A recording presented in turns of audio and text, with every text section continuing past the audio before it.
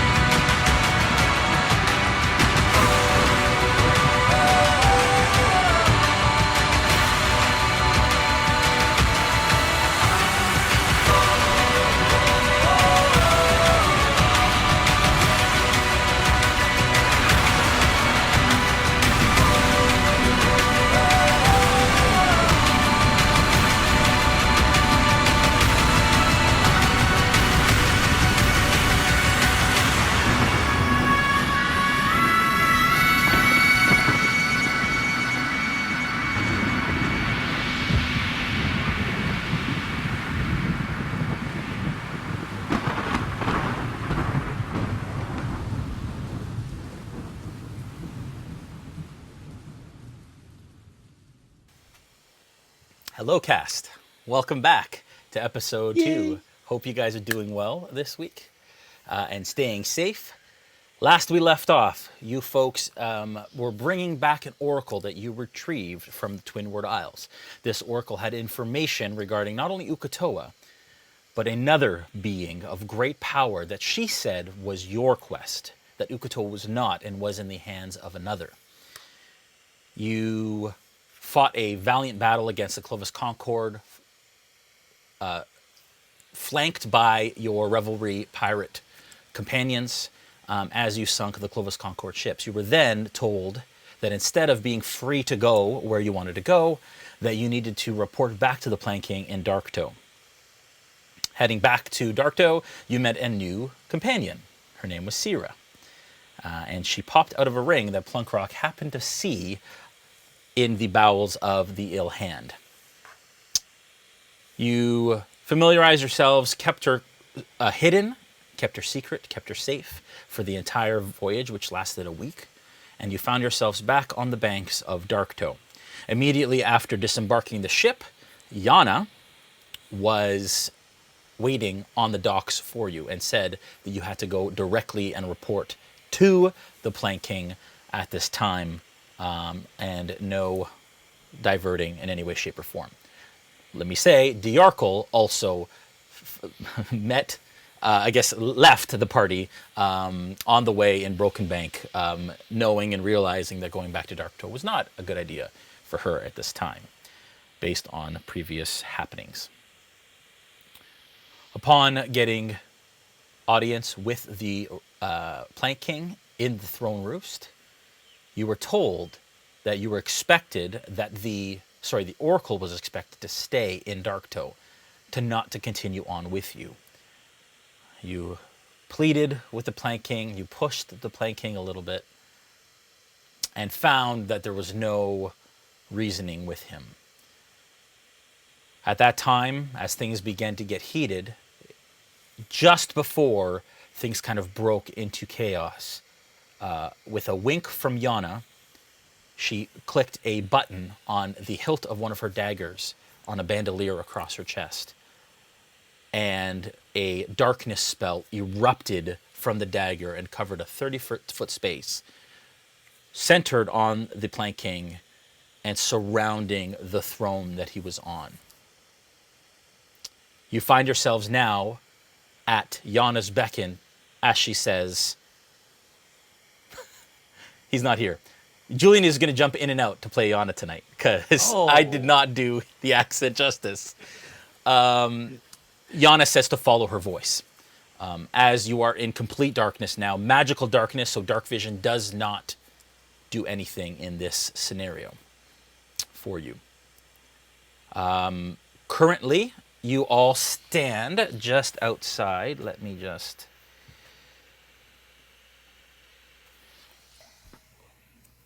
Currently, you stand in the Throne Roost. If we can get the shot there, Julian. There we go. That is where darkness lasts. So basically the party in general is out of reach of where you need to be right now. Yana, who is over here, is currently in the darkness spell, but it basically covers the throne, the Planking, and everyone around it. What I'm going to do is just take down your encounters once again. Sorry, your initiative once again, and then we'll go from there. I do have it here. So I'm guessing I have no idea this happened, though, right? What's that? You do not. Well, You would have heard. He would have heard the sound. You would have heard the click. You would have heard the sound of a rushing of energy as a spell is cast, but you wouldn't necessarily know there is darkness. All right. Oh, he would know there's darkness. Just that it's always there. Yeah, exactly. Yeah. Yana was next. Sorry, let me just take this all down.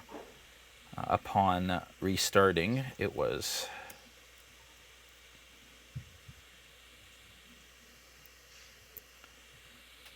One sec. Sorry.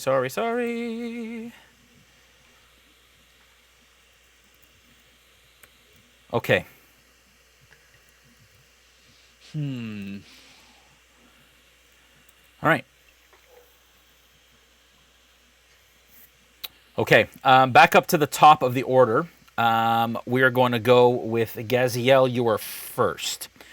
Actually, before you go, as this happens, darkness covers the throne. you hear the Plank King yell, "Guards! Seize them! They are now enemies of the Revelry!" As he yells this, and it booms through the Throne Roost, Gaziel, you're up. What do you do? Okay, so basically he's covered. He can't see anything. Yeah, you can. But I can see. Yeah, you are right on the edge of the darkness spell. Okay. So it's basically right in your face as you are right here. Yana is in front of you, and you hear her say, "Follow my voice." Okay, so I'm going to follow Yana's voice. That's Okay. what I'm going to do. Okay, so you duck into the darkness. Yes. As the Plank And King just use my falls. instincts to follow Yana. Yeah, great. Okay, so you're gonna basically ready your action to dash with her, to move with her as she moves. Yes. Correct? Okay. Yeah. Bacalhau, you're up. Yana, you're on deck. Just before that happened, I think I had placed my hand on Yanel's shoulder to see Yep. if I could communicate. Yep. As she says, run. I'm going to hold Yanel's hand Yeah. as we run towards the voice. Because is Yana pulling her by the handcuffs? Like, what's happening there? Nothing. She hit it and she ran, and said, "Follow my voice." Okay, so then I will take her hand and run towards the sound. Okay, so you'll come right in front of. I keep knocking the planking over here. We win! Plank. Yeah! You come right behind Gaz. That was so you easy. you basically go in front of. This is Yinel here. Yeah. So you'll guide her. You'll kind of hold ready your action, I guess, to dash with her or to move with her while she moves. Yeah. Okay. Yeah, and if she's able to if we can dash, then we'll dash. Yeah, I like it. Okay. Yana, you are up. Snow, you're on deck. Okay, so I'm just going to, at this point, because I can see through my own darkness, so I am just going to look back at the party, and I am going to just, realizing that they don't really know exactly which way to go, I'm going to grab on the manacles that I put on the oracle and just So you're far ahead of her now. She's back here. You're here. That's okay. I'll step back 5 feet, and I'll kind of pull on her manacles just to actually is that Bacalhau in front? Yeah, that's Bacalhau Okay, here. I'll grab him by the arm and I'll just kind of pull him towards me and say, "Follow me. Okay. This way." Okay. And then I will run like full distance. 5, 10, 15, 20 back here, basically behind the throne. Okay. And But wait, you're holding your action to move? Sorry? Because they can't move on your turn.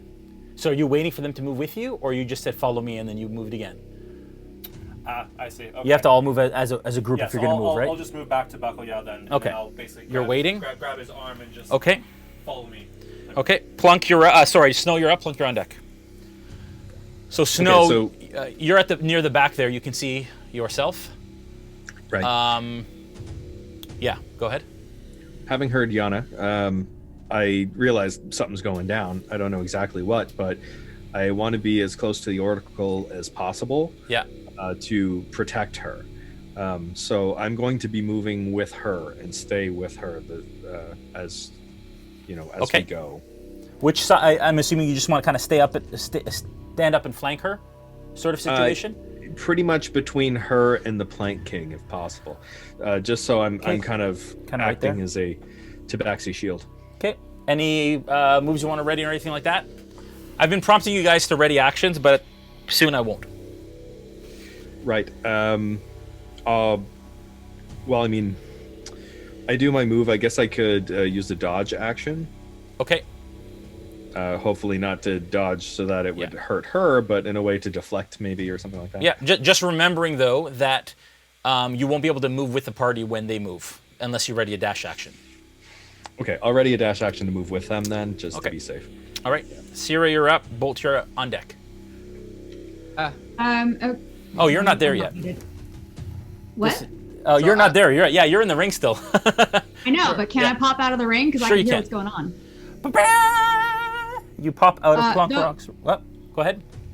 Okay, so before I continue, I just have to like address to chat's gonna notice. After like a whole week of thinking about it, I'm dropping the accent. It never happened. Mandela affecting this. Send your angry letters to Jason Azevedo. And It wasn't my idea. It's all right. It's okay. You'll handle it. You're good. Okay. You lost. I'm gonna pop out of the ring, and because I have a devil's sight, so I could see through magical darkness.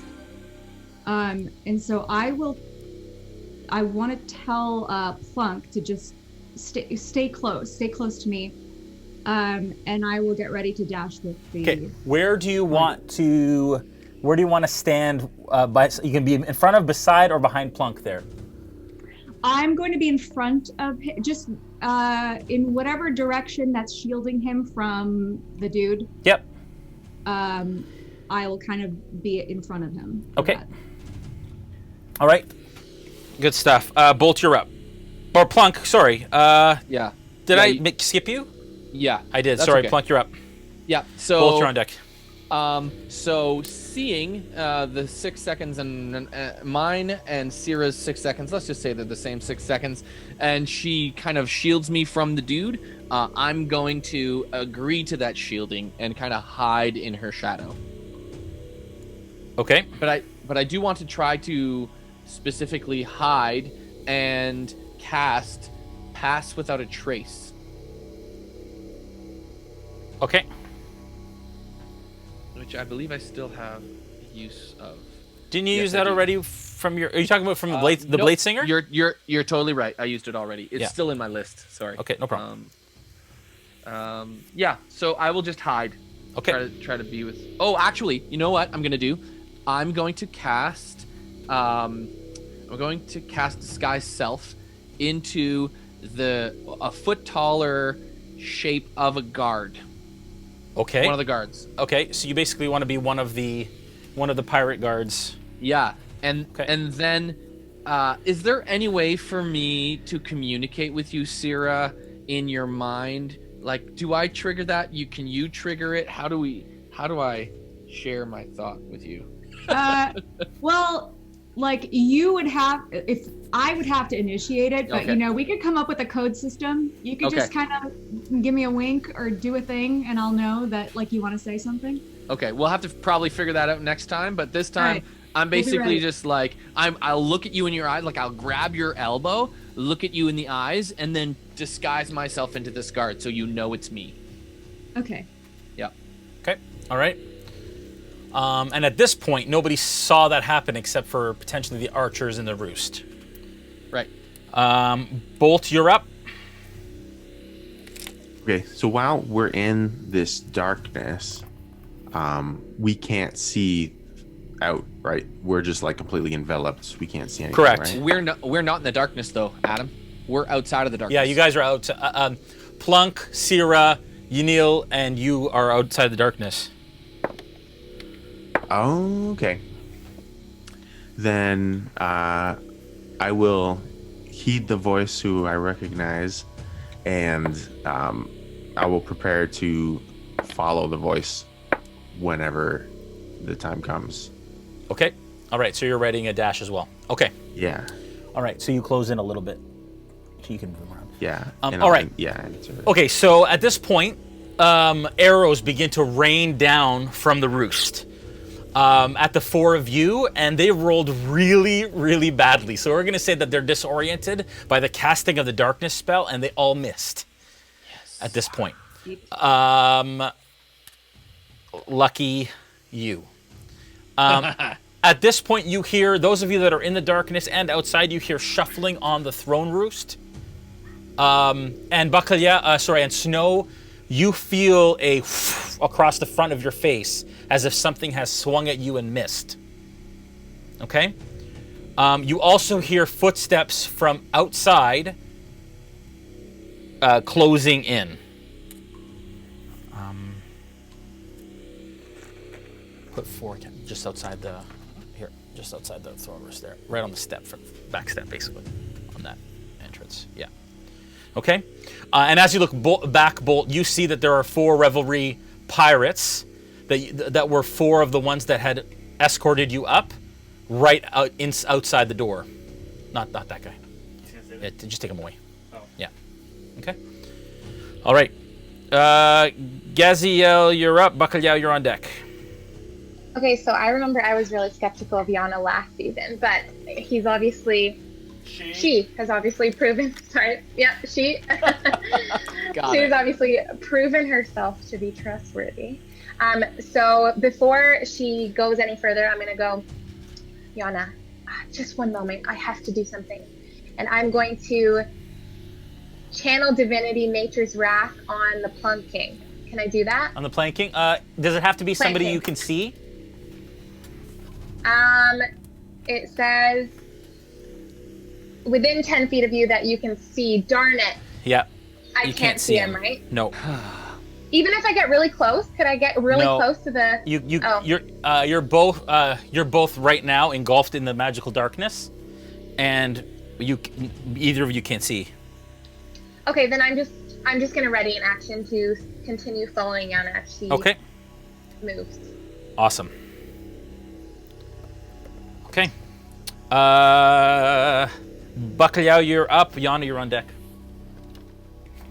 Are we all in the darkness at this point? You are not yet. You are, but anybody behind you is not. But you can Okay. now move As we move through the darkness, Yeah. I'll reach into my component when you pouch move. and I want to look up at my hand at the. Sorry. the Let me just emblem clarify. on So it. let me just clarify a rules thing. So right now you've readied an action until Yana moves. Yana hasn't moved yet.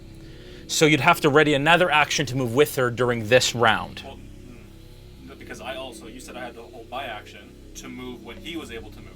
So Yes. basically, I was holding my action. Okay, so if he his moves action now, can sure. happen. If he moves now, then she'll move with So it you. would now resolve him moving. Yeah, so now you can move with Yana. And I will allow anybody who readied the actions to move along with you. So we were waiting for her to run, and she was waiting for us. Doesn't matter. It happens now on your turn. She said she was waiting for you. Okay. As we're in the darkness, I'd like to look at the charm of the blade slinger on my hand and cast Pass Without a Trace as we move through the darkness. Okay. Give me a stealth check. All of you, please. Actually, I'll do that when you guys move. We will.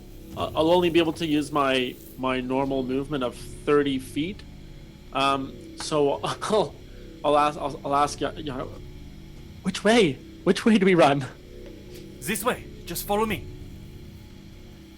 Okay. So you start to basically holding on to Yana's arm. She starts to move backwards. Yeah. If you're both stealthing, I'd like stealth checks, please. Yeah. Do you get advantage because of the darkness spell? I don't think it's going to matter, but you add 10 to your stealth roll. Yeah, it's going to be a lot. So mine's 28. Okay. Yeesh, good roll. Stealth check is going to be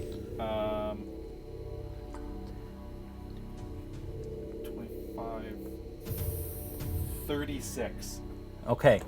So you guys disappear into the darkness. Yanil is being basically dragged with you. Gaziel, you held your action. I'm going to move you as well. Snow, did you ready an action to move? You did, right? I did. Okay. So did... Well, you readied an action to move with Plunk, did you not, Cyra? Yeah, yes. Okay, so Plunk I just told him to, stay close by. Okay. And I readied an action to follow. Okay, and then Bolt did too. So Plunk did not ready an action to move. So you are still standing, the two of you, outside of the darkness, closer to the kind of center of the cavern, as you can see there. Okay. Yeah, and can I cast that as they're in the darkness then? So move and then cast. Yeah. Okay. I can so get. But I'll get stealth. Yeah. Can I get stealth checks for Snow, Gaziel, and Bolt, please? And you all add 10 to that. Yeah. Oh, okay. So I got a 28 then. Nice. 17. Sorry, 17 for me. 13. Okay. All right. All right. Sorry. So we were at Gaziel. Then we were at Bacalhau. Now it's Yana's turn. So Yana, you approach the wall in the back, and you guys can hear Yana starting to kind of pat the wall of rock. And because of the way the darkness spell works, in this corner, so now Gaziel, you are slightly outside of that darkness, and you can see half of Yanil in the back. Okay. So you can kind of, if you want to be in the darkness, you can kind of scooch in. Is that where you'd rather be? I'd rather, yes. Okay. Yeah. All right, so now you're all covered. Go ahead, what do you do? Okay, so not a DM question. Yeah. Do I know exactly what I'm doing here, or am I... No, rough you guess know at what you I'm know doing that there's something here that you want, but you don't know where it is, and you don't know how to find it. here? Okay, I am going to do it, basically inspect the wall for whatever. I'm Okay, trying give me an to find. investigation check. With disadvantage, because it's dark. Yep, that makes sense. That does make sense. Ha! 2 18s though. So it's 18 plus a lot, so 26. Okay, 26. You understanding kind of the secrecy of the things that the Revelry does and how they kind of manufacture these sorts of things. You've done a lot of research. You move your hand over a crevice between two rocks, and you kind of reach in. You feel the slight lever, and as you press the lever to the side, the rock wall in the back begins to move back. You can feel it kind of depress, and then you hear scraping sound as it moves up. Ha! I knew this was here somewhere. This way, through the wall. Okay, and then are you going to move? Yeah, I will. Actually, no, I'm going to stand here, and I'm going to wait for them to filter in. Okay, so you're basically going to stand aside so that Yep. they can filter? Okay. And I will as my act, well, I guess kind of my action, but I will just kind of pull Bacalhau's arm and just kind of move him Towards into the opening. towards basically, the he knows opening. Which way to continue, Okay. and that'll end my turn. Okay. Snow, you're up. Plunk, you're on deck. All right, I'm gonna use a bonus action, manifest an echo behind Cyra to Okay. act as an additional shield, and I'll use my, I guess I'll do the same, hold an action to stay with the Oracle. Okay. I wish I had here we go. Can you give him an echo? Where do you want the echo to be? Behind Cyra, Behind Cyra. Okay. basically is an echo shield. Okay. Well, there's a guard right behind her, but go like beside. Is that further than 15 feet away from me, though?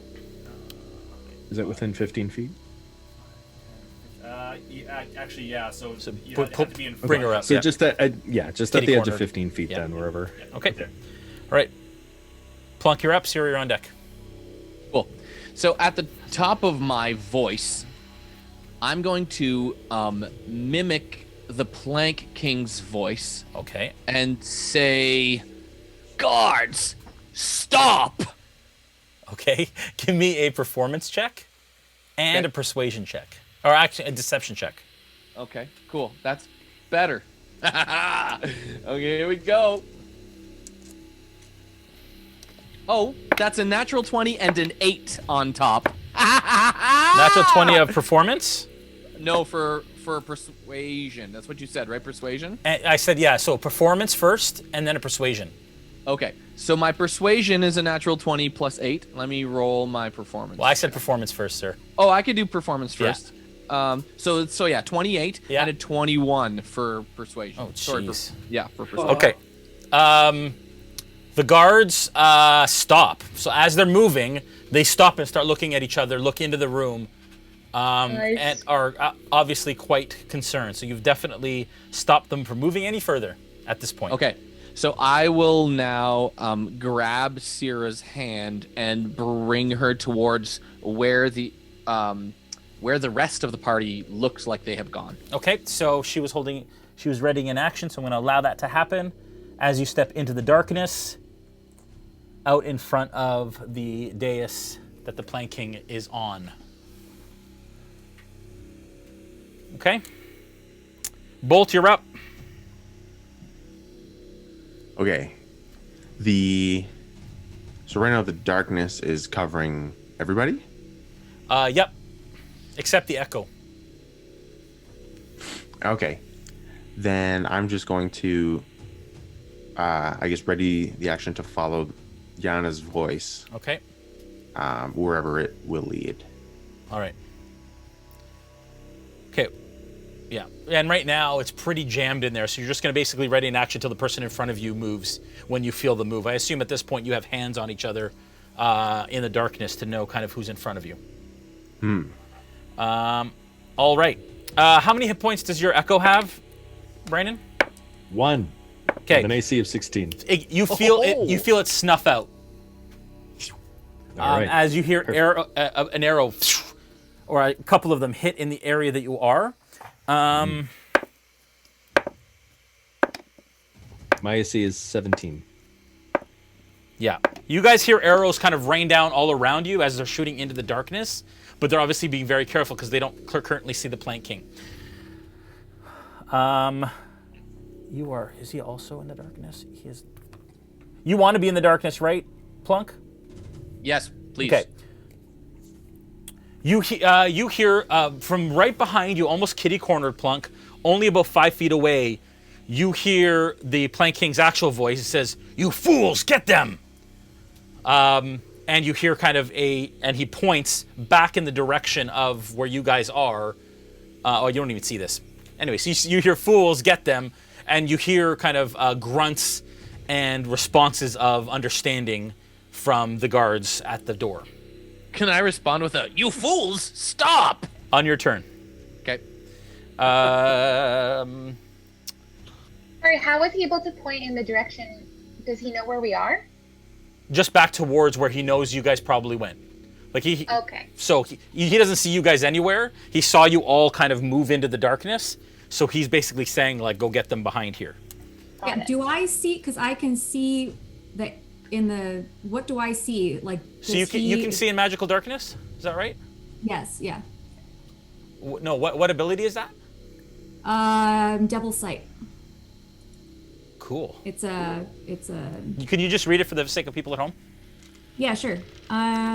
It's part of Eldritch Invocations. I have Devil Sight, which I chose, so you can see normally in darkness, both magical and non-magical, to a distance of 120 feet.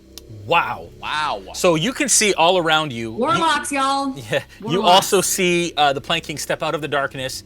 He points at the one at the guards in the doorway. You see that they respond, understanding you. They see him, and a little confused because they just told him to stop, and now he's telling them to follow.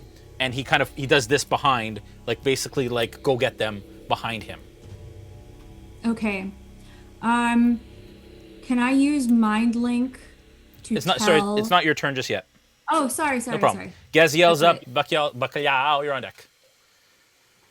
I assume still being in the dark, I can't see anything, but I'm going to re-ready an action to continue to follow Yana into the doorway. Okay. Opening. All right. So Bacalhau, at this point, you are out in front of the doorway. You can't see anything, but you feel Yana grab your arm and kind of lead you in a direction. Do you follow that direction? Yeah, of course. Okay. Can we pan the camera up a bit, please? Yeah. You step into a passage, and as soon as you basically cross the threshold of this passage, you can see it's a rough-hewn cavern passage. And at the end of this curving passage, you see a set of heavy-set wooden doors that are bound by metal. Right at the top there, you can see that there. As you step through. Yeah. You can get to the doors with your movement if you wanted to. Yeah, is Yanel? Yeah. Yanel is still with you, yeah. She's with me? Yeah. Okay. Then I will move up to the doors.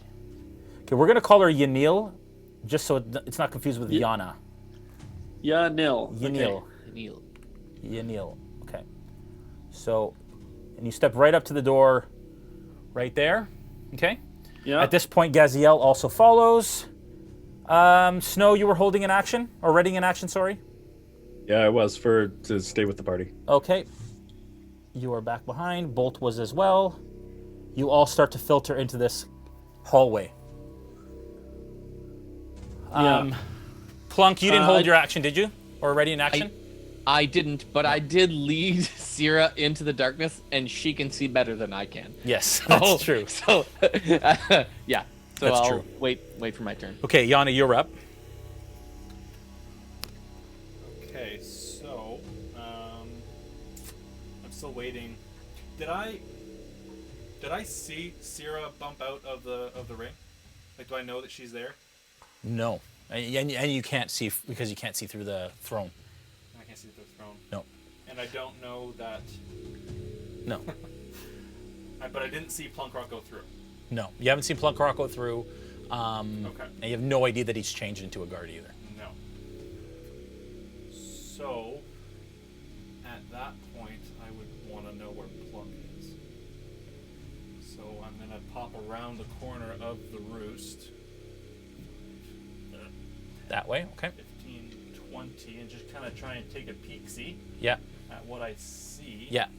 And so across the way, you see Cyra in all her golden glory, and a guard right behind her with a hand on her shoulder, or on her arm. And the guard is a kind of a smaller guard. Does the guard look like he's trying to? He rolled a really good performance check, so he is incredibly. So he looks really like good. A guard. Yeah.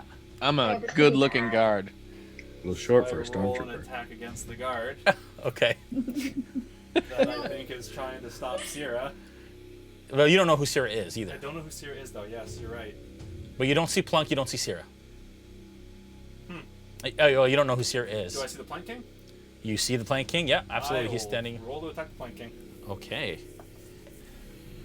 Nope. Nope, I don't. What'd you do? Toss a dagger? I rolled a 3. No, I know. What'd you do? Oh, What it's was the it? crossbow. Oh, crossbow bolt. Yeah. Goes wide, hits the back wall. Yeah. And that's it. And you see, Cyra, you see Yana step out from, and you've seen her, she hasn't seen you. Oh, wait, do you know if you're aware of what's happening outside your ring yet? Oh, because I could hear it, and I'm guessing I heard the follow me, Yeah. and I know we're in danger. Okay. I just don't know Said if follow my you can voice. see what happens outside the ring when you're in there, or if you're just aware because you can hear. Interesting Honestly, thing we should look it up. doesn't Yeah. specify, but I would assume that Yes. if I'm inside, I wouldn't really be able to see. Well, I don't know. I don't want to. I'm gonna It say doesn't yes specify. until we determine otherwise. So you I recognize don't who want to be Yana. like, oh yeah, sure, I could No, do yeah, I all know. of these awesome powers, and then chat be like, no, you can't. I'm gonna say yes until we're proven otherwise. That you were aware, just like in Plunkrawk's little extraplanar room, right? He can see, he's Okay, aware of what's yeah. going on. I'm gonna say the same thing. Okay, so I will look at Cyra, not knowing who she is, and just say, where did you come from? Who are you? And where is the small feathered one? Now, and you don't know that she can see you though. You don't know, she's in the darkness right now. You can see her in the darkness. You don't know. She's in the. They're both in the darkness, but you can see it. You can see her. But anyways, Cyra, you see a bolt fire from the crossbow towards the planking from Yana as she kind of peeks around the corner. Okay? Snow, you're up. If she says that, can I respond to her or no? Or do I have to wait my turn? You can respond quick, yep. I will respond with Mind Link and say, I'm a friend, and Plunk is now disguised as the guard that you see next to me. Then it's a good thing I did not attack him then. Snow is up, Plunk, you're on deck. All right, I'm gonna drop a new. Actually, you know what? Am I within 15 feet of that door? I want to get. I want to move within 10 feet of the door at the front of the party. You can't really. It's a tight cavern. Block. But you are about 10 feet from the door now. Okay. Then I would like to drop my echo on the other side of the door. Can you can drop it in a place you can't see? I can't see anything. That you're not aware of? Well, does my blind sense work on the other side of the door? It wouldn't. Like you can't see through doors or walls. So, yeah, I guess it depends on my other senses. Like, because technically, if I'm dropping an echo, I'm dropping it just, I guess, kind of anywhere within 15 feet that I can sense. Well, You what's drop it, the like, actual half rule into the wall? for non-blind players, characters. You drop it where you can see. So when we were talking about it before, it would be, since I'm using blind sense, it just depends on what I can sense. Yeah, I would say that the doors are so thick. Blind sight, rather. Yeah, I would say that the doors are so thick, and because it's hard cavern, that you can't actually sense on the other side of that door. All right. Then I'm going to put the echo at the back of the party. Okay. If that's within 15 feet. Yep. Just to act as an additional shield. Okay. Okay. And I'll hold the dash action to move with the party again. Okay, and one of these days I will remember that you're blind. Your character's blind. Cool. Okay. You helped me come up with the ideas, so. I know. Okay. Plunk, you're up. Cyra, you're on deck. Okay, so I'm going to hold an action until Cyra takes hers. So you're going to ready a dash? Ready a follow. Okay. Yeah, ready a dash. Okay, Cyra, you're up. So at this point, the king is on the other side. That's where he's positioned. Yeah, he's out in front. Yeah, he's out in front of the throne roost, beyond the darkness. Okay, I'm going to try to move through to follow. Okay. Where that area where Yanil. Okay, so you're basically in the kind of doorway area, crouching. And yeah, Plunk... I don't want to cross it though until I see that Plunk has made it. Okay, so Plunk is behind you, but he's slower than you are, right, Plunk? You're only 25 feet. No, that was my other character. I'm 30 feet. 30? Okay, so he's right behind you. Yep. Okay. So basically, you're just outside the door. Plunk, you're still in darkness. Okay. Cyra, as you cross the threshold, you see what everybody else sees. Bolt, you're up. So the darkness extends how far into this new hallway? It doesn't. It stops right at the doorway. Okay. I will walk up to the wooden doors and I'll say, "What? How did we get here? What are we supposed to be doing here?" And I'll walk up and I'll put my ear to the door and I'll just listen. Okay, give me a perception check, please. 5. Wow. Sorry, what was that? It's a 5. It's a 5. Yeah, you can't hear anything. It's a really thick door. Hmm.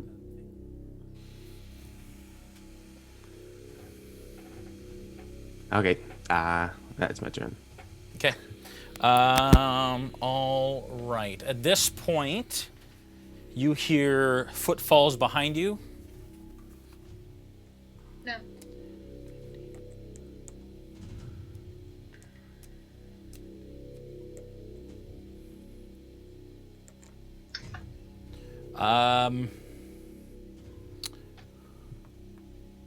We will defeat this door. I feel it. Anytime Jason takes a long time to set something up, I get really nervous. Maybe we don't want to defeat the door. In fact, Plunk, you hear right behind you, you hear a footfall stop. Like there's a person right behind you in the darkness. Okay, I'll duck. He'll duck, yeah. Okay. Gaziel, you're up. Bacalhau, you're on deck. So, am I close to the door that we entered in? From the throne roost? Like, what do you mean? Yeah, because we entered the hallway. That's a door, right? Yeah, so this is the door that you entered into the hallway. There's no darkness in here. You're already halfway up the hallway here. That's your blue hair. Okay, do I know, are Plunk and Cyra inside the door? You look back, you only see the front half of Cyra. And there's darkness behind her. Am I like a really good shot? Can I nah, I can't see them inside the darkness, so I don't know. I'm just going to go closer to the door I entered in, just to be there in case someone needs me. Okay, so you want to backtrack a little bit and just be right here with Cyra? Yeah, I'm going to be right there with Cyra, just in case. Okay, so I'm going to put Cyra just inside the doorway here. Okay, so you just basically back off beside her, just waiting to see if anybody comes through that darkness. Yeah, and then can I ready an action, or? Sure you can. Okay, so I just want to ready an action and have my Warhammer with me. Okay, so you want to attack any enemy that comes through that doorway. Yes. Okay. Bacalhau, you're up. Yana, you're on deck. Is there a keyhole on this door that I can look through? There is not a keyhole. In fact, there's no handle on this side. Well, sorry, yeah, there is. I'm sorry. There are big iron handles, but there's no keyholes. Okay. I open the door. Okay. As you press your hands on the door and you push, it opens. And you can feel kind of the rush of cool air come in from a large chamber as you hear it echo off the back wall. Do you have dark vision? No, right? Can't recall. In fact, actually, now you guys are in this hallway. Nobody has a light. No, I don't. But I have dark vision. You have dark vision, Bolt? Okay. I forgot to tell you it's dark in this hallway. So, has anybody lit a torch at this point? Or any sort of light source in this hallway in this time? I'm going to allow... No, but we were just running through darkness anyways. So okay, so I'm going to say you came up to the door. You felt that there was a door. We'll retcon it a little bit because nobody has a light source. And you press on the door and it opens up and you can hear it echo through a vast chamber on the other side. But it's darkness in this vast chamber. Okay, so I'll push the door open, and at that point, I guess I'll realize that it's dark. I don't even have a torch. So you don't have torches as part of your pack, your equipment? No, apparently I chose the really crappy pack. Oh yeah. Which doesn't come with a torch. Got it. I have the well-lit area explorer's kit, so I don't have one. Okay. I'll kind of turn around. I can't see the group, but I'll turn around and like, we need some light. Somebody. Okay. Anybody? Yana, you're up. Okay.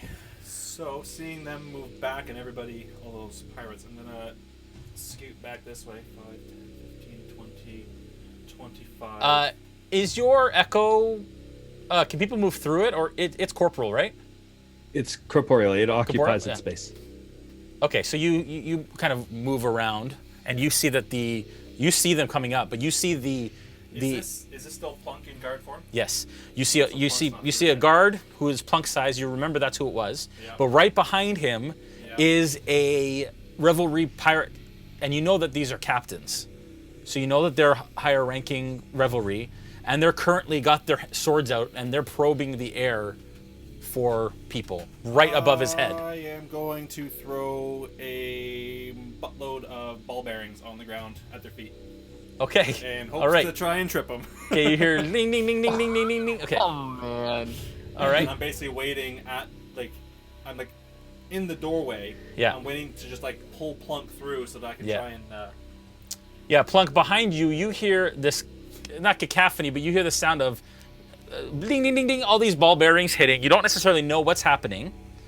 Can you give me a dexterity check to see how well you place these ball bearings? I can do that. And you all hear it. Straight dex check. Yeah. So it's a 9. Okay. Yeah. So you more or less get them.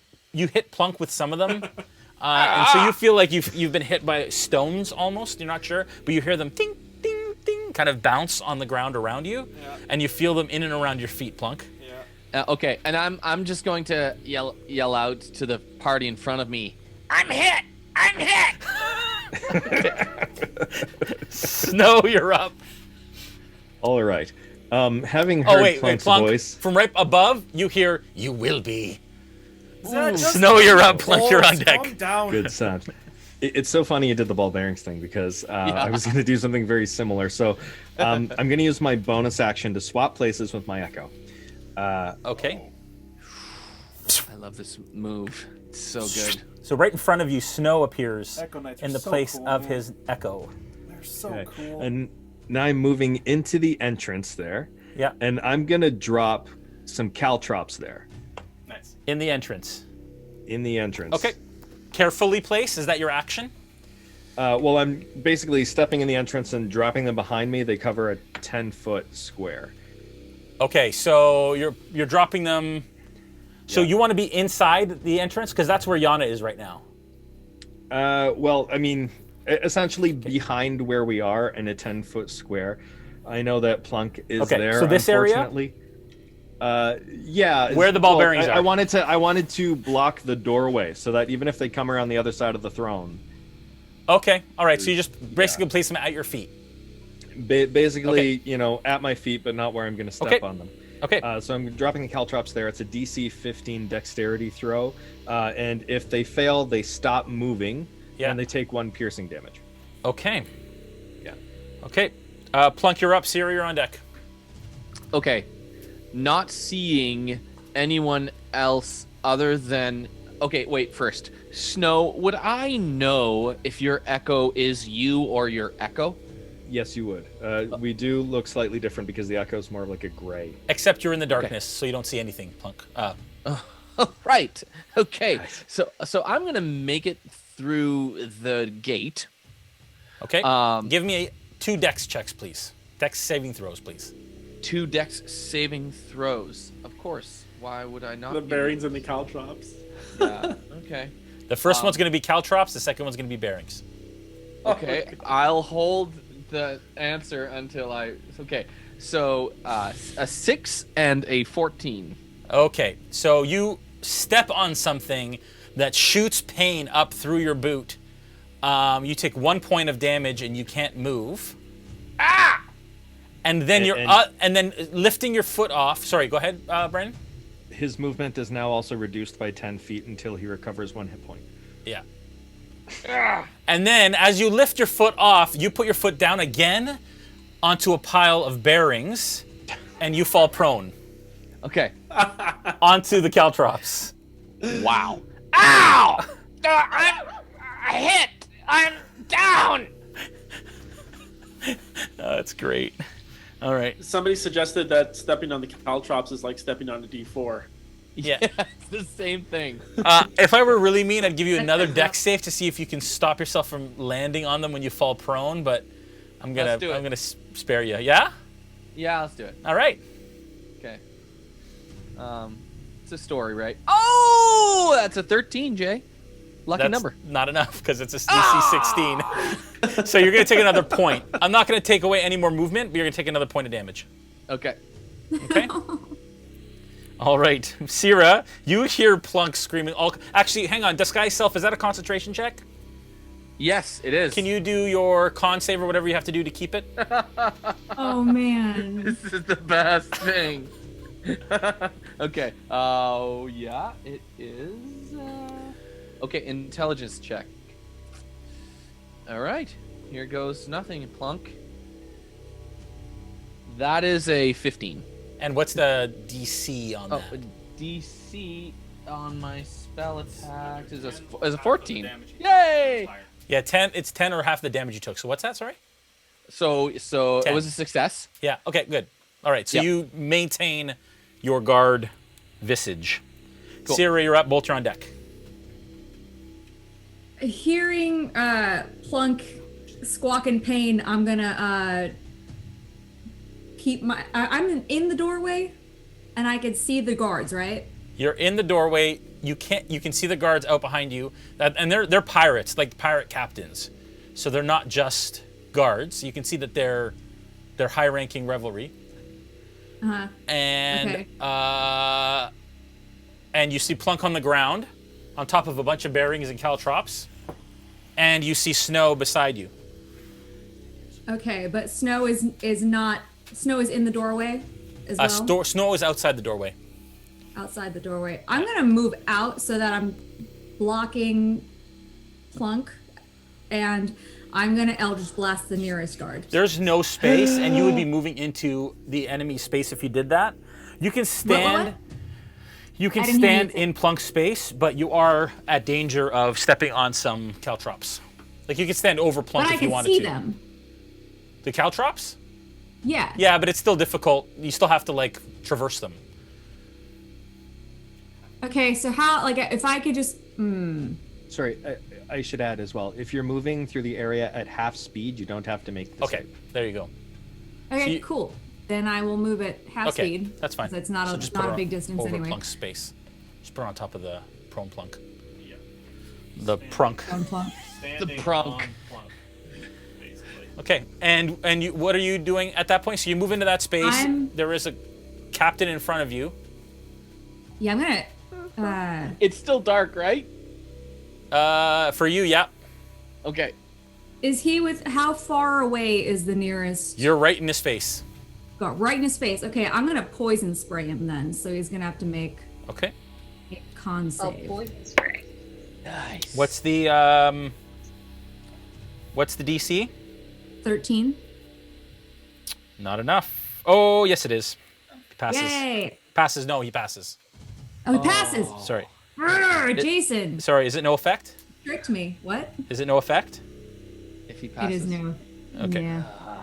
Okay. Yep. It's a good try though. Bolt, you're up. Yeah. From where I am, how narrow is the hallway? Like, It's am 10 I able feet. to get a shot through? You Can't really can't see tell if any enemies at this point. Yeah. Too many curves, and it's darkness on the other side of that thing. But you are standing in front of the large open cavern. Okay. I'll say, come everyone, come, let's get inside, and maybe we'll be able to bar this door. And I'll step into the room. Okay. And I will How far into get the room do you want to the go? action ready to close the door as soon as everybody's in. Okay, how far into the room you want to go? Just right next to the door. Okay. It's still dark in here. Is it? I do have dark vision. Oh, you do have dark vision. Yeah. Oh, I didn't know you did. I didn't think. Is that a Draken blood trait? Drakon blood, yeah. Oh, okay. So you step into this large cavern. It's about 60 foot square. You can move it up even more now that they're in the cavern. Oh. Okay. It's 60 foot square cavern, or not cavern, sorry, chamber. You see that there are bunk beds on the left wall. There's a couple weapon racks, some random like basically piles of supplies. You see that there's a fireplace on the right, and a bed at the back wall in between, and there's a bunch of torch sconces all around the room. Seemingly no exit at this point. Okay. Noted. Okay. All right.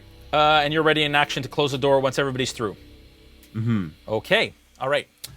Cyra, that captain is going to swing at your face. Not my face. Armor class. Armor class? Oh, my armor class. Sorry. That is a 12. for Okay. armor class. So he actually it's disadvantage.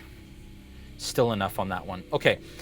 So you feel like basically right in front of your face with a scimitar, comes back around and manages to hit you with the second shot. That is going to be 6 points of damage. And Can I then hellish rebuke on a physical attack? Can or you does it help? have to be a spell attack? Say that again.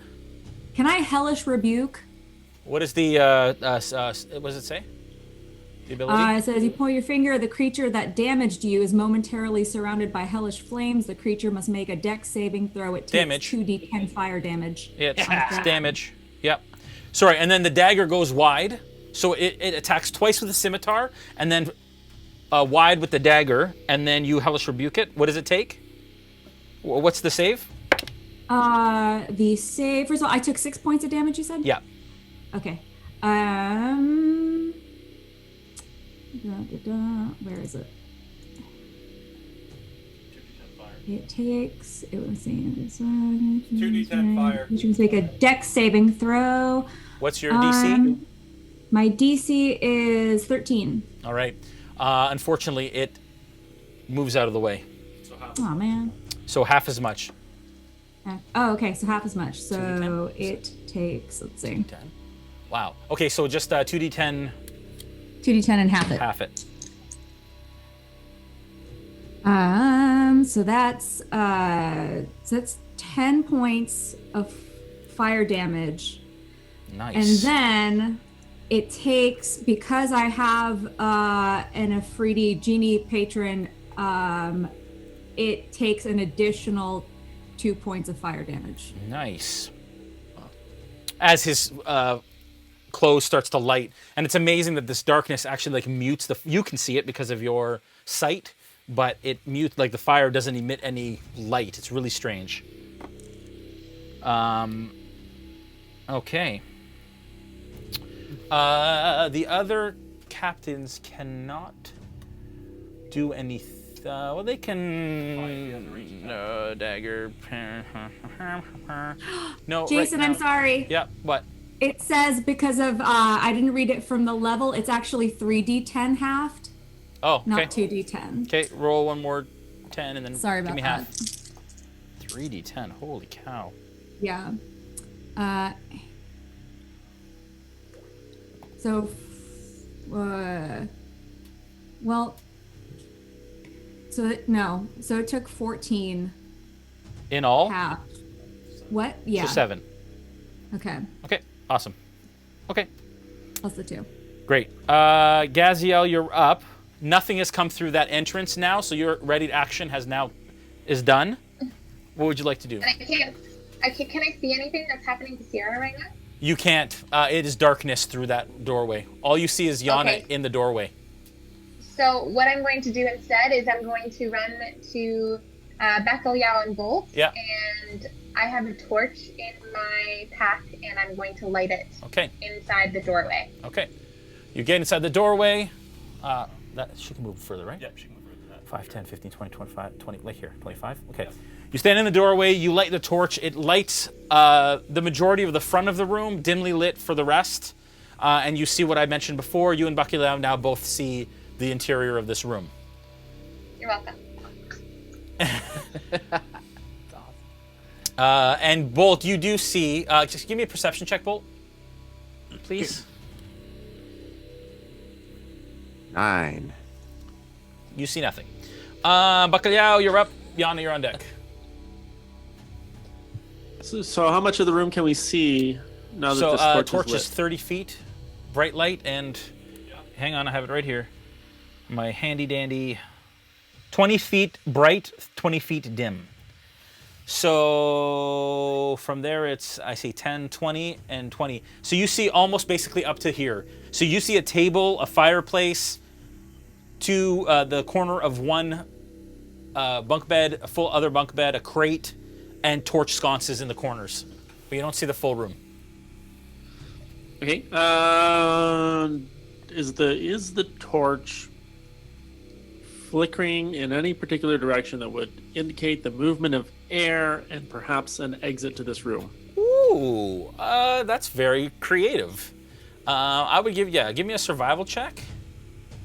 I'm also going to let you give me a perception check as well. My survival check is a dirty 20. Nice. My investigation is a natural 20! Whoa! Pew, pew, pew. Wow, look at you coming in when you need to. I did make a it thing. work. You did a thing. It's about time you started rolling well.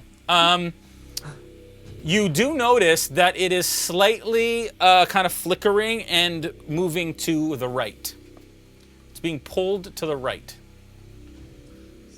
Pulled to the right. I will, still holding Yanil. Yeah. Still holding her hand. I'll grab. I mean, Gaziel's pretty sure, so I'll grab Gaziel's hand on the torch. Yeah. Kind of move her and the torch over towards the right while pulling an ill as well. And I go, you can't describe me like that. Come, there's an exit.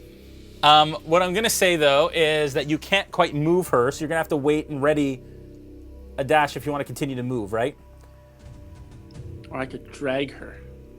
Or you could drag her if she allows you to drag her. I won't do that. We're Okay. a team. Okay. So when she's ready and able to move with me, I will encourage her to move towards the wall. Okay. Encourage her to move. Okay. Gently encourage. Yeah. I like it. Oh, yeah. Okay. Yana, you're up. Snow, you're on deck. Okay, so from this side of the door, do I see the mechanism by which this hidden door opened? Can I see what was controlling the door from Yeah, so there's a large rock that is connected with chains that hang above your head on the other side of the door. Okay. And you can see that there's another latch on this side that if you close it, it will come down and then press in. Okay. I want to see with my with my my thieving tools, is there a way for me to prep sabotage on the mechanism so that when I see them go through, I can just bust the mechanism so that it just shuts and locks closed? From a distance? If I have to climb up to the chain or something like that, just whatever I need to do to bust the mechanism. So Well, you would it's just a latch that's up. So if you were to pull the latch down, it would bring the mechanism and then shut it. Yeah, you want it to happen slow or fast? Well, I want it to not be able to be opened again from the other side. So I want to break the mechanism. You'd have to break the chains. Close it and then. You have to break the chains, or you'd have to jam something in the chains or in the engine or something. I will hold my action until Cyra and Plunk and Snow are all on this side of the door. Yeah. And then I will hold my action to close the latch. Yeah. And then jam my dagger through the chain into something nearby and try and Okay. hold it. We'll deal with a check when that happens. Okay. And I will just yell into the hallway. Could we please get through the door very quickly? There are many people that want to hurt us coming. Now, please. All right. Snow, you're up. Plunk, you're on deck. Okay. When Plunk fell, he shouted. I know that it's him, and I wouldn't have known that he changed his form anyway. Because I can't see him. So I'm going to half speed and use an action to drag him in, if I can do that. Okay. Okay, so that I don't get hurt by the caltrops, but I'm still pulling him. Okay.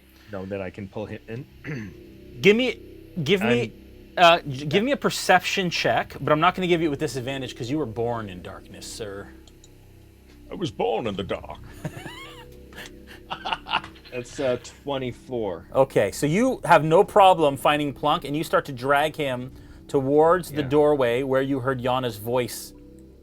Yeah, so I want to pull him inside the doorway as far as I guess, just inside the doorway past the caltrops. Yep. Okay. I'm going to... I command the echo to move forward up to the back of the party. Okay. And then I bonus action swap with it. Okay. Yeah. How much of my movement would that have cost, the drag and the half movement? For half movement, it would have 5, 10, basically all of your movement. Oh, okay. Then in that case, I can't swap with the echo because that costs half of my movement if I do that. So you're back with Plunk. So I'm still there, but the echo is still going to be at the back of the party. Okay. Yeah. Okay. All right. Nicely done.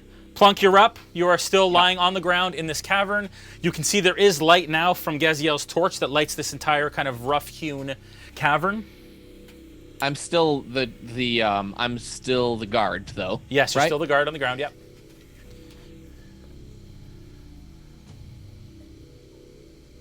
Did we lose? Okay, so I'll dust myself off. Yeah. You paused really convincingly for a minute. I thought we lost you. Okay. Yeah, sorry. No, I'll just say, get us through. And then I will also help Yana try to determine where this mechanism is and how to break it so that people can't get through this thing. Okay, so you see Yana starting to kind of look at it all. Yeah. You see Yana kind of investigating the mechanism and trying to figure it out, and so you start to help her do that. Okay? Yeah. All right. Cyra, you're up. Bolt, you are on deck. Cyra, you are currently still the only member outside. You see Snow pull, yeah. What do you do? I'm running inside. Okay, hang on a second. There will be an attack of opportunity. But they're in with darkness disadvantage. still, right? Yeah, okay. That has a natural 1. That pirate trips on the ball bearings and onto the caltrops. You hear a yell and a curse. And you go where? Which curse? What's that? Oh. You go where? You want to step into the hallway, I assume. Oh yeah, completely in. Yes.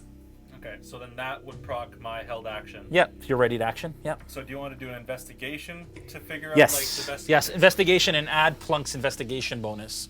Okay. Add his investigation And Yes. bonus? And that would be an additional 2. So that was a natural 19. Okay. So plus how much, sorry, Plunk? 2. An extra Plus 2. 2? Yep. Alright, and then plus my own, which is...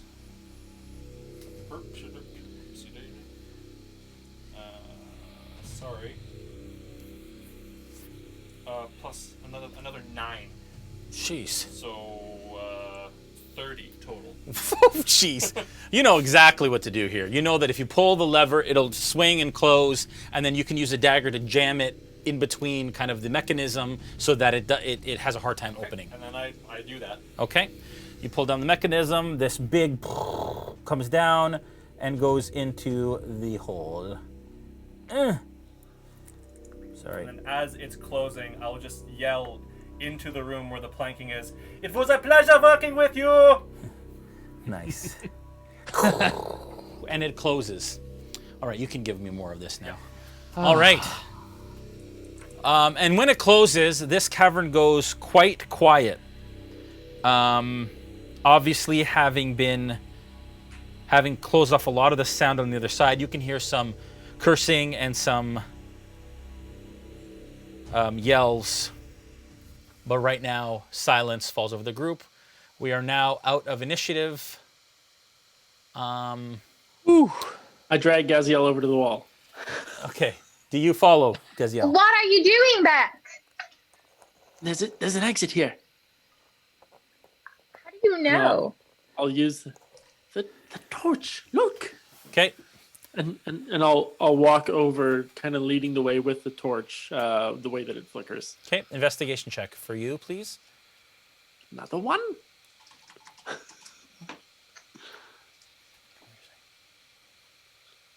A 21. 21. This is my day. Nice. You definitely know that there is something to do with this wall. There is a fireplace, and you know a fireplace has a chimney, which would cause draft to follow. But the draw is a bit more than that. Like you put the torch down by the space where the fireplace is in the opening, and you notice that it pulls, but it pulls harder when you place it away from that. You do notice also that the flue is closed, so it's not a draft caused by the fireplace itself. But that's a full action. So we're going to go to anybody else have anything else they want to do at this point? Bolt, you're still readying an action to close the door when everybody's through, right? Yeah, I'm gonna peek around the corner and just say, "Hurry, quickly!" Okay. Let's start with Snow. Snow, where do you want to be in the room? Yeah, I'll swap with my echo, bonus action, move into the room. Okay. To be with the Oracle, as close to the Oracle as possible. Okay.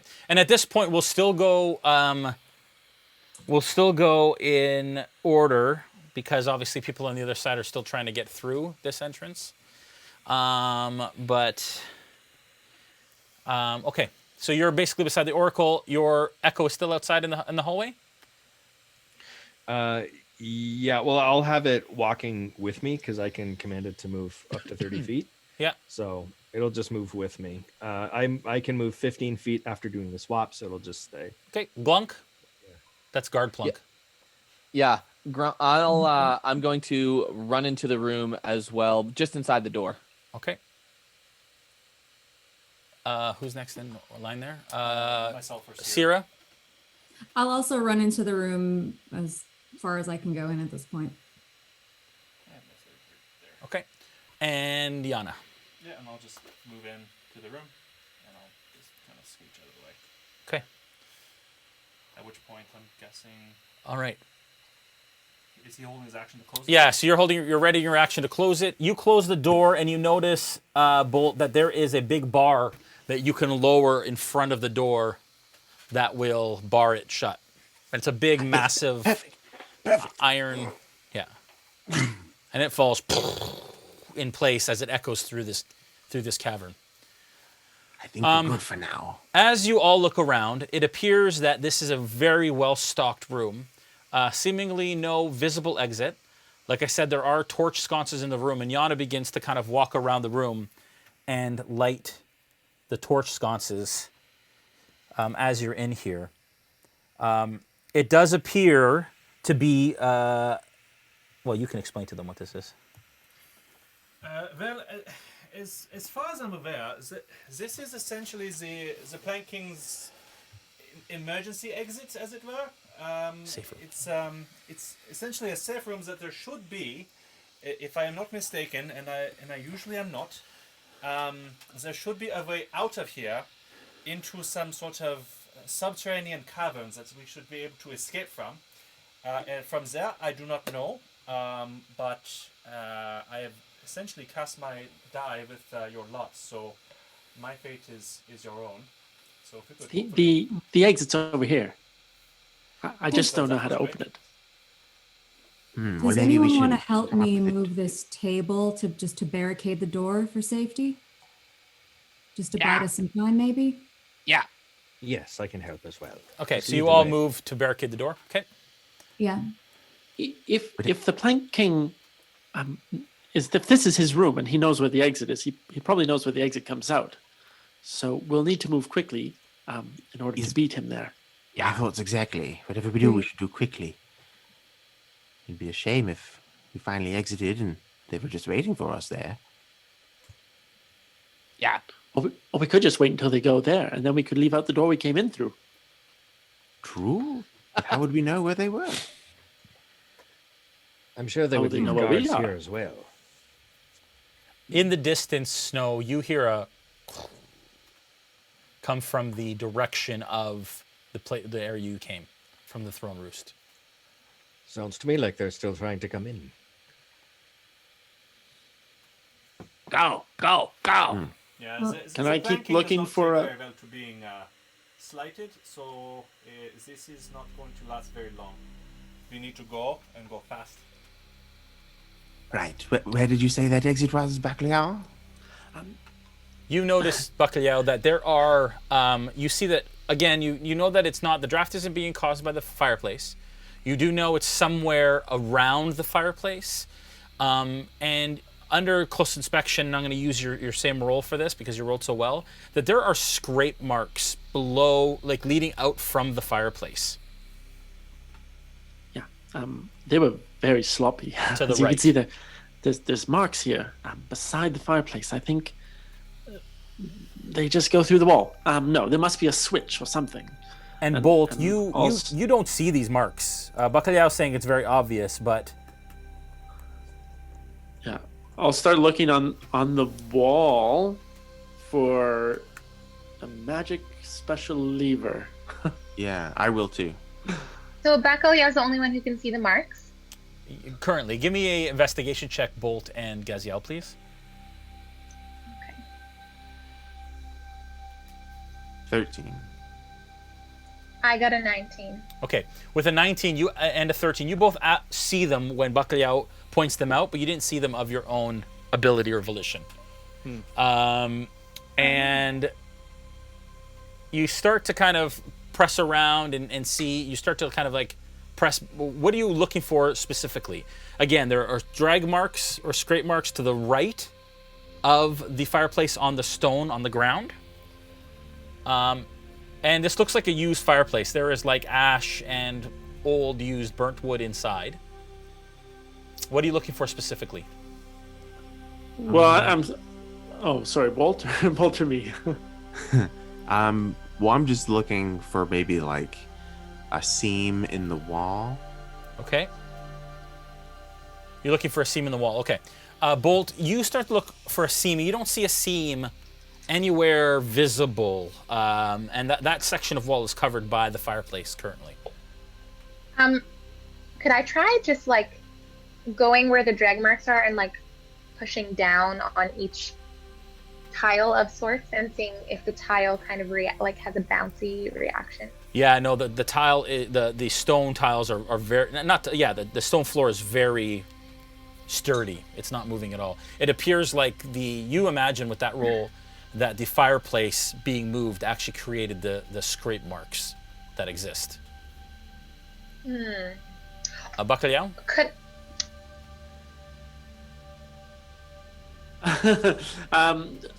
Yeah, I'll look to see if there's anywhere that I can press or pull to try to make the door come out. Okay, tell me specifically what you're pressing or pulling. Like what area? Are you searching the wall? Are you searching the fireplace? Are you? Yeah, the wall. So I'm like pulling on the sconces, the statues, the whatever, like pushing the random bricks. Like, yeah. I'm gonna call out to Back and go, Back, stop wasting your energy. Push on the fireplace. You found it. I don't think I just, well, it's an assumption really, but I think we should try pushing on the fireplace together. On the inside of it?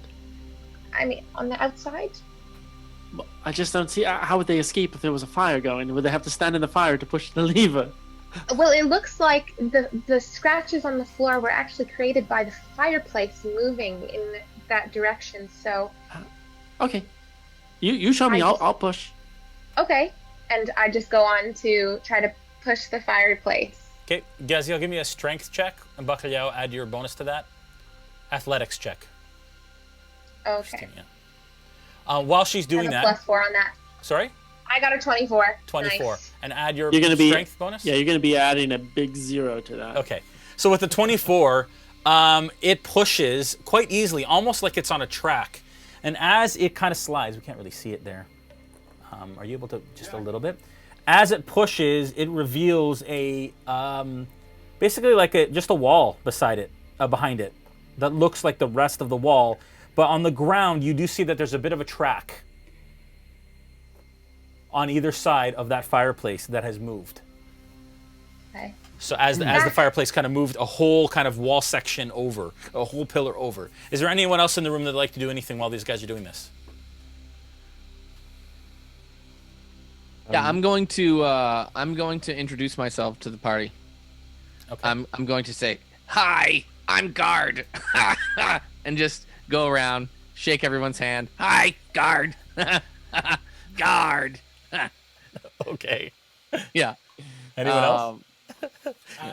As Plunk comes and shakes my hand, I just kind of pull him in really close and whisper in his ear, "The next time, you should let me know. Otherwise, I may slit your throat." Okay. What else is in this room while everybody else is Yeah, so you see that there's a wardrobe in this corner, currently closed. You see that there is a big pile of what looks like supplies for the case of an attack. Again, it being a safe room, enough to last a little while. It seems like some water jugs, some wine jugs, non-perishable foods, things like that. The fireplace that has just been moved, there's a weapon rack along the back with what looks like standard weapons, a couple spears, some scimitars, things like that. In this corner, it looks like some sort of stone oven. You can't really see it. I'll move it forward just so you can see what it looks like. It looks like some sort of stone oven for cooking food. In 2 bunk beds along the left side, which you can see as I've moved there. And then there is a little thing. Actually, I made this a long time ago.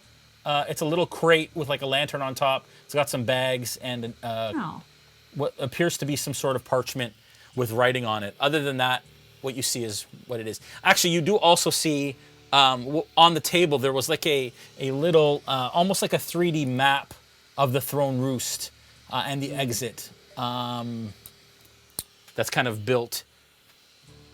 Wait, is that a map of this whole area? Of this room, the tunnel, and the Throne Roost, but that's it. Okay. Does it look like anything? Is it something if we looked at we'd be able to memorize easily, or do we need to take this thing? What do you No, guys think? it's just basically of the rooms that you've been in. So the Throne Roost, the little tunnel, okay. and this. Yeah, almost Can I like look in a that closet? mock of it. What's that? Can I look in that closet? In the wardrobe, absolutely. Give me an Yeah, investigation in the check. wardrobe.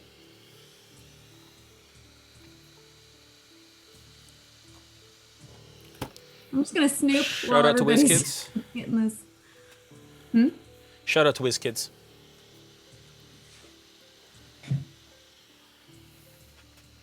Jay, Narnia. can I switch it back into plunk form and then Yeah. No, you I can't switch back into plunk form. I am though. So I'm gonna do that, and then I'm gonna head towards the fireplace. But I'm going to check inside the fireplace to see if somehow it's kind of opened a gap or something. Okay. Yeah. All right. Investigation check, please. Okay. So what was your investigation check, Cyra? Oh, I didn't hear you asking me, but I will roll that right now. Ooh. 16 16 for me, Jay. 16 for me as well. Okay. With a 16, Cyra, you start to kind of search inside. It looks like full changes of clothing, some shoes, all kind of planking sized. It looks like a backup sort of clothing stash for him. Anything that you would imagine would be in a wardrobe. Okay. I just kind of like, no, not interesting. Yeah. No, until everything's like on the ground, and then Plunk, I the get back bored. of the fireplace Go is back. still solid. There's a little lever for the flue that is on the top. And that's it. Okay. Okay. I'll just be feeling like the door, or not the door, but the area behind the fireplace that we just exposed. Okay, you can give me another investigation check. Snow, you hear another. Cool. We should try to hurry this up. I'm pretty sure it won't be long before they come through here. 16. Okay. With a 16, you feel a draft coming from this wall. You aren't able to find any sort of lever or anything that actually opens it, but you absolutely feel a draft. Huh. Can I, Well, this is definitely the exit, but can I maybe you have to know- find the trigger that opens it. Maybe push? Yana comes over and helps to investigate as well. So you can add my investigation plus to your. No, check? I would say you investigate, and I investigate? yeah, and then Bolt gives you his, because he just looked. That kind of works. 16? 16 plus 9 for me. So 25. Wow. Okay. All right, Bolt, you can add your modifier to that. You don't really need to. You obviously notice that there is a misshapen kind of brick just to the right of the wall. As you press it, the wall slides upwards, revealing a long, thin passage that you see with the light from Gaziel's torch that goes in about 20, 30 feet and stops. I can see farther than that, though. Yes, you can. You see that it ends in what looks like some sort of cage at the end of it. Good call, good call. Well, would you look at that? That looks pretty long and dark. Yes, there's some sort of cage contraption at the end of the hallway. I think we may want to be a bit careful in this area. Maybe there's another total lady friends in back. We don't all live in cages, you know. I think. Just a guess. And you notice Yanilis has been quite quiet through this whole process. She hasn't said much, hasn't even done much. She's kind of keeping to herself, taking it all in, looking around. Yeah, we walk towards it. Okay.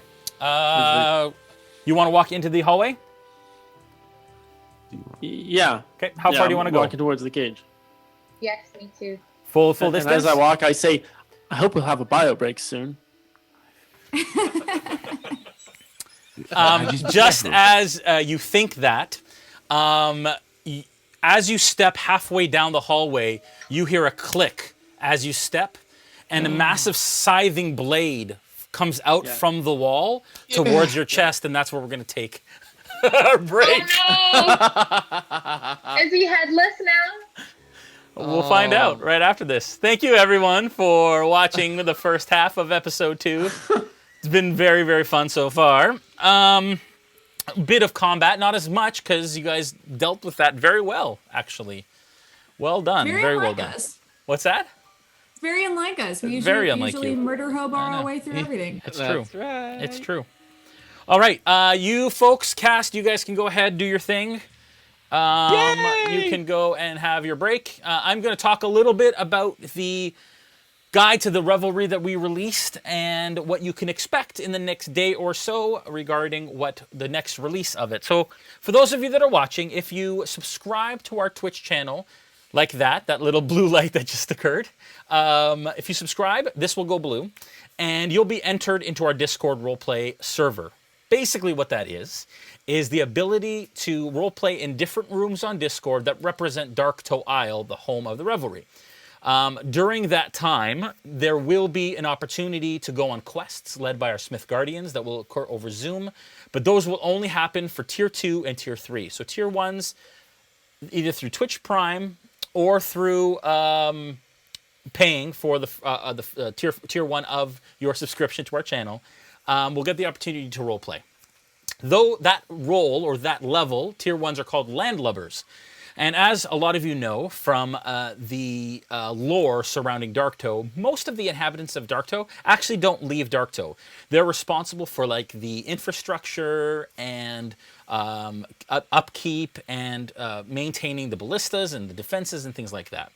So the landlubbers, Tier 1s, are responsible for that. You can roleplay on all our servers, you can enjoy, you can hang out, you can talk to the other captains and the other pirates, and really enjoy that experience. And then do daily tasks to make money. And so how that works is you would sign in to the Discord, you would do a check using Auge, which is the D&D plugin for doing rolls in Discord, and then using a survival check or a number of different checks. You'll kind of figure out what that is once we release the information. You will either succeed or fail at your daily work task. Depending on what you roll, depends on how much money you make, and then that money can be used to purchase items in the Sundry Square. Sundry Square is the market area within Darktoe. So that's the landlubber side. That is, thank you for supporting us to Twitch Prime and as a Tier 1. We really appreciate it. As a bonus, we're allowing you to enjoy the roleplay experience that we have in our Discord. Tier 2 are called salvagers. Now, salvagers have keelboats. What a keelboat is, it's a small boat. If you were part of last season, you'd know, but it has a crew of about 3 or 4 NPCs, so non-player characters, and they're non-combatants.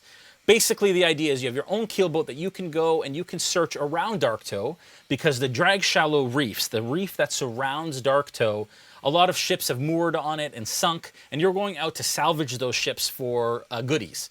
And so in order to do that, there will be a certain amount of time that will be needed or required for research. So that will be plotting your trip and your voyage. That will be finding out where those ships potentially are. And then there will also be a part where it'll actually be salvaging. So you'll be searching those areas in your keelboat. And through that, we're going to have tables that you can roll on to find items and gold and cool things like that. So that's a salvager. That's Tier 2. Tier 2s will also have the opportunity to go on quests. Those quests being treasure hunting trips. And the mods, or our Smith Guardians, we call them, will take you on Zoom-related quests where you can be in video and you can have a D&D experience quest to go treasure hunt somewhere around Darktoe and the Menagerie Coast. And that's the form of the quest that will exist there. The money and the items that you have, you can either sell in the Sundry Square to make more money, or you can, buy items, whatever you want. And you'll also be able, through bits, to upgrade your keelboat with certain things to help you do things faster and so on. So same as kind of the Vardo situation from last season. Tier 3s are called Corsairs. Now, the Tier 3s are responsible for doing what pirates typically do, which is pirate. They're stocking the Swavain trade routes for ships, merchant ships, Clovis Concord ships, and they're pirating. And so there's a number of different tasks that you will be doing daily. You will be given a caravel sailboat, which a lot of people had from last season. Actually, we had 2, I guess. 2? How many ships did we have last season? Julian? 3? 3, including the mod ship. Right. So 3 including the Smith Guardian ship. But anyways, every Tier 3 will get a sailing ship of your own with an NPC crew that you can only take basically in the surrounding area of the Menagerie Coast. There will be a research component and there will be a pirating component that you will roll for on a daily basis, and you will receive goods from that. And of course, every tier has added value based on what you receive and what you get from completing those quests. The quest side of things, or those voyages, I should say, the quest side of things is where it gets really interesting, because the quest side are bounty hunting. The idea is that there are bounties, which were just now, this episode and last episode, revealed. The party is now the enemy of the Revelry. So this is the opportunity for Tier 3s to actually try and hunt down and find the party. It's crazy. We've turned it on its head. Last season, the Vistani were working with the party. This season, it's different. You will be tasked with finding the party and bringing them to the planking. And there are a number of avenues that will play out through quests. It'll be a heck of a lot of fun. This is a terrifying, terrible idea. It's a terrible idea. It's awesome is what it is. It's really great. But they're so strong. It's so good. Please reconsider. It's going to be great. No, quiet, Joel. So that is what a Tier 3 Corsair will have the opportunity to do, as well as the opportunity to potentially appear on stream. So only Tier 3s this season, because it's more sustainable that way. We have a lot of Revelry pirates now. We have a lot of people on our Discord. And so we have to find more sustainable long-term solutions for involving people. And so those Tier 3s could potentially appear on and only Tier 3s could potentially appear on stream with us at some point in the future, depending on how well they do in their quests to find the party. Pretty awesome. I don't think this has ever been done before, where literally you're interacting and hunting down the party on our stream through our Discord and through your quests. It's going to be a blast. We're going to release this document in the next day or two, and then you guys can go at it. It's going to be a whole lot of fun. And thank you for watching. If you've enjoyed what you're watching, consider following to be entered for the Beetle and Grimm giveaway. This will go purple when that happens. Subscribe to join our awesome Discord server. That will go blue. And then, of course, thanks for spending your bits tonight. I've seen it go green a bunch of times, and that means that you guys are supporting us. So we appreciate it. I'm going to go to break. We'll be right back in about 5 minutes or so.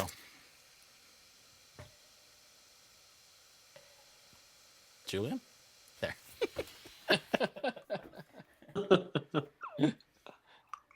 Crazy, eh, guys? I can't hear you, but you heard me. Yeah, Jason. Yeah. Can you test one of those mics? So nobody at home, nobody heard anything you said? They're hearing me through your mic, Okay. but those ones aren't working for some reason. Okay, so this should be mic number, I don't know what the thing says. Check, 1, 2. Yeah, it works there. Yeah. Okay.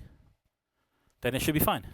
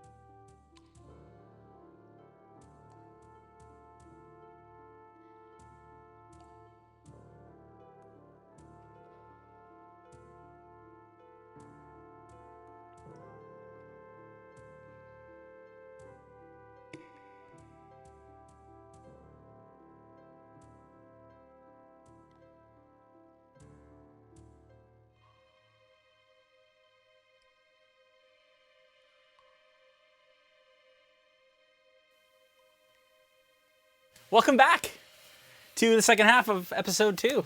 Let's say hi to the cast once again. Again, we are giving away a digital copy of Tasha's Cauldron of Everything. In order to be entered for that, you need to type Tasha, one word, into the chat. More than once, you'll get disqualified, and then we will draw a random winner at the end of the stream.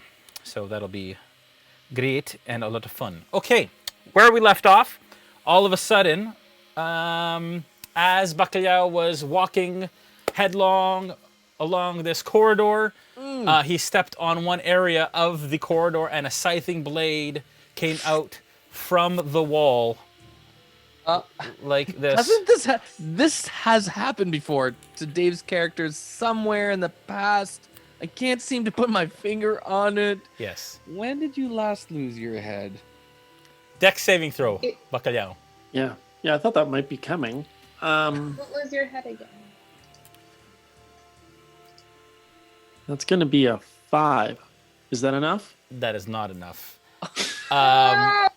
Your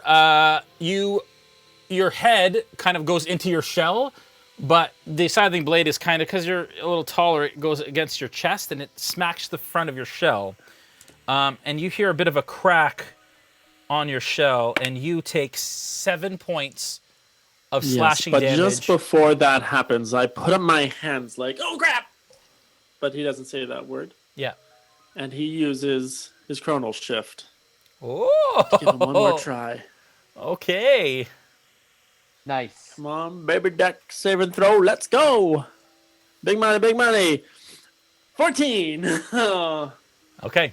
With a 14, that is enough. As your head, yes! the scything blade goes because in slow motion, and then it starts coming back at you, and your head goes under, and you just I'll pop it into my shell. Yeah, poof, right over your head as it. And I'll keep it in there for a moment, so everybody thinks I've lost my head. And in the back, all I go is, Bacalhau! I have a scything blade here, a dwarven forged scything blade. Bacalhau. Perfect. All right. Obviously now we can't see into that hallway, but anyways. That wasn't funny. You know what? I'm gonna do this so we can see into that hallway instead. Even though you guys are coming out of that room, just so you can see that scything blade that just missed you. Should we send my echo in front instead? Yes. Yeah. That's probably a good idea. For the best. So my echo passes me by and gives me a dirty look, but I don't see it. And he takes the lead. Okay. He crosses Bacalhau, and another scything blade from the other side. Your echo goes and snuffs out. All right, manifest another one. Boof, right in that same spot. Okay. What a cheater. It's not cheating, it's mechanics. I love mechanics. Okay. It's the jumpsuit, isn't it? All right. Echo. Your echo is now in the place of the other one. Does anybody else want to do anything while this is going on? I feel maybe we should scour this room just quickly to see if there's anything we could use. Yes, I agree with you. Let's scour the room and see if there's anything we could use. All right, I'll start in this end. And I'm going to walk over to the bunks and look through those. Yep. I would say Okay. Go ahead. there's a wall of weapons. You can just throw them. See what jumps out. We good? I don't know. Yes, true. Maybe we should start with the weapons. Anything good over there? Okay, so you're searching the bunks first? Yeah, search the bunks Okay, first. so you start to search the bunks. Nothing there. They're neatly, somewhat made. Not the finest of sheets, but nothing that you can see that is of use. They're just, basically like straw mattress bunks, probably for guards or somebody that would accompany the planking in here. Snow in the distance. You hear again. I'll quickly scour the dresser, the corner items that seem to be more substantial, like places where he might have put, or they might have put, kind of coin pouches or anything like that. Okay. Give me an investigation check. Anybody else searching the room? Ooh, that's a 9. Sorry, that's a what? 9. 9. You see the pile of food. Looks like you could probably get, like, I'd say 10 days of rations out of it. Or the equivalent thereof. Cool. And there's a couple small casks of wine if you want to carry, but, you know, they're like 10 pounds each, so they're not light. Too heavy. Too heavy. No. Jason, could I... How far did the blade swing when they swung? They swung... Like, did they swing all the way to the floor? 180 degrees. Like sideways. Oh, it was like this. Yeah. Yeah, and it just went once. Could I go on my hands and knees since I'm tiny? I'm a tiny little person. Yeah. And crawl all the way to the cage to look inside of it? Yeah. 5, 10, 15, 20, 25. You can get there. You want to dash? 5, 10, 15, 20, 25. You get to right in front of the cage, and you notice that it is on what appears to be a wooden platform. The above, you can see just the inkling of a chain that is attached to the top of the cage.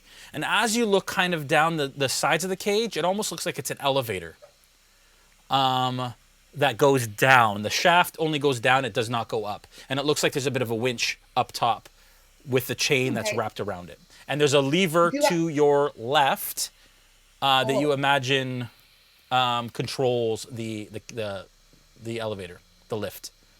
Careful with your head. I go, hey guys, there's a lever. Should I, use it? A lever. Do we know what it does? It looks like some sort of elevator device that would bring us down to another, maybe, area.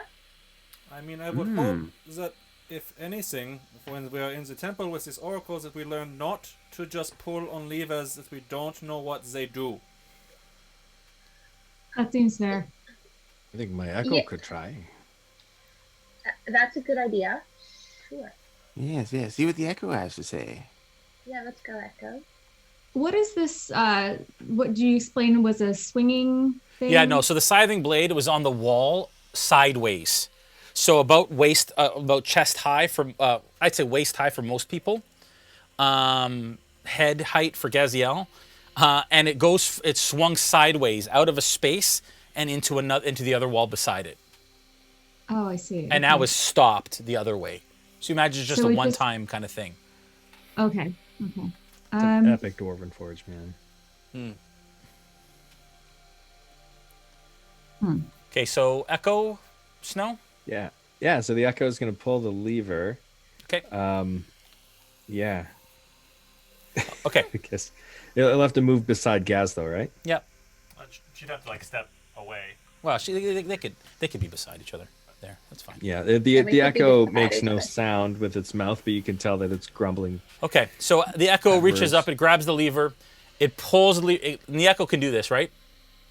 It can make attack actions, so I'm assuming it can interact with the environment. We've had it do things before, but I mean, I'll leave that up to you. Yeah, it doesn't have strength skills or scores or abilities or anything like that. It uses my ability scores. Okay, so it's easy enough. I mean, you start to you can sense that the Echo starts to kind of pull. There's some resistance, but as you pull it down, you hear a kind of like a choom, and the door on the front of the elevator cage starts to opens. It stops, and then you sense a rumbling. And Bolt and Yana, you can see that the ceiling inside the cavern, inside the hallway, just closest to the doorway begins to drop. Oh my goodness. So I would like you split second to decide what you and Yana want to do in this moment. Bacalhau as well, you have a moment, quick moment to decide what you want to do, and then we'll have saves in order to determine what that happens. Basically, the 10-foot square here at the end of the, just inside the hallway. Bolt, you first. I will... or Bacalhau, you first then. I will grab Yanil and push her out into the room. She's already back, all the way back here. She's not with you. She's way out there. You didn't tell her to come with you. Okay. Then who was going to go first then? Somebody else you said? You, actually, go. Nice try.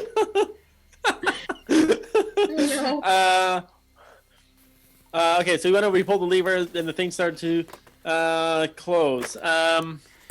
Well, you see that the you see movement in the ceiling. You don't necessarily know what'll happen, but you see the ceiling begin to basically like shake, as if something's about to occur. There's movement in the ceiling. Quickly, lose your opportunity. I dive back out. I'm gonna dive back out to the main room. Dexterity saving throw, please. I think we separated it. 8. Okay. You turn like this and you start to move in that direction. Bolt? Okay, I'm recognizing that this is about to close. I'm going to, because I'm over by the bunk still, right? You would be, yep. Oh, sorry. You were over here. I apologize. You're not there. Yana's the only one there.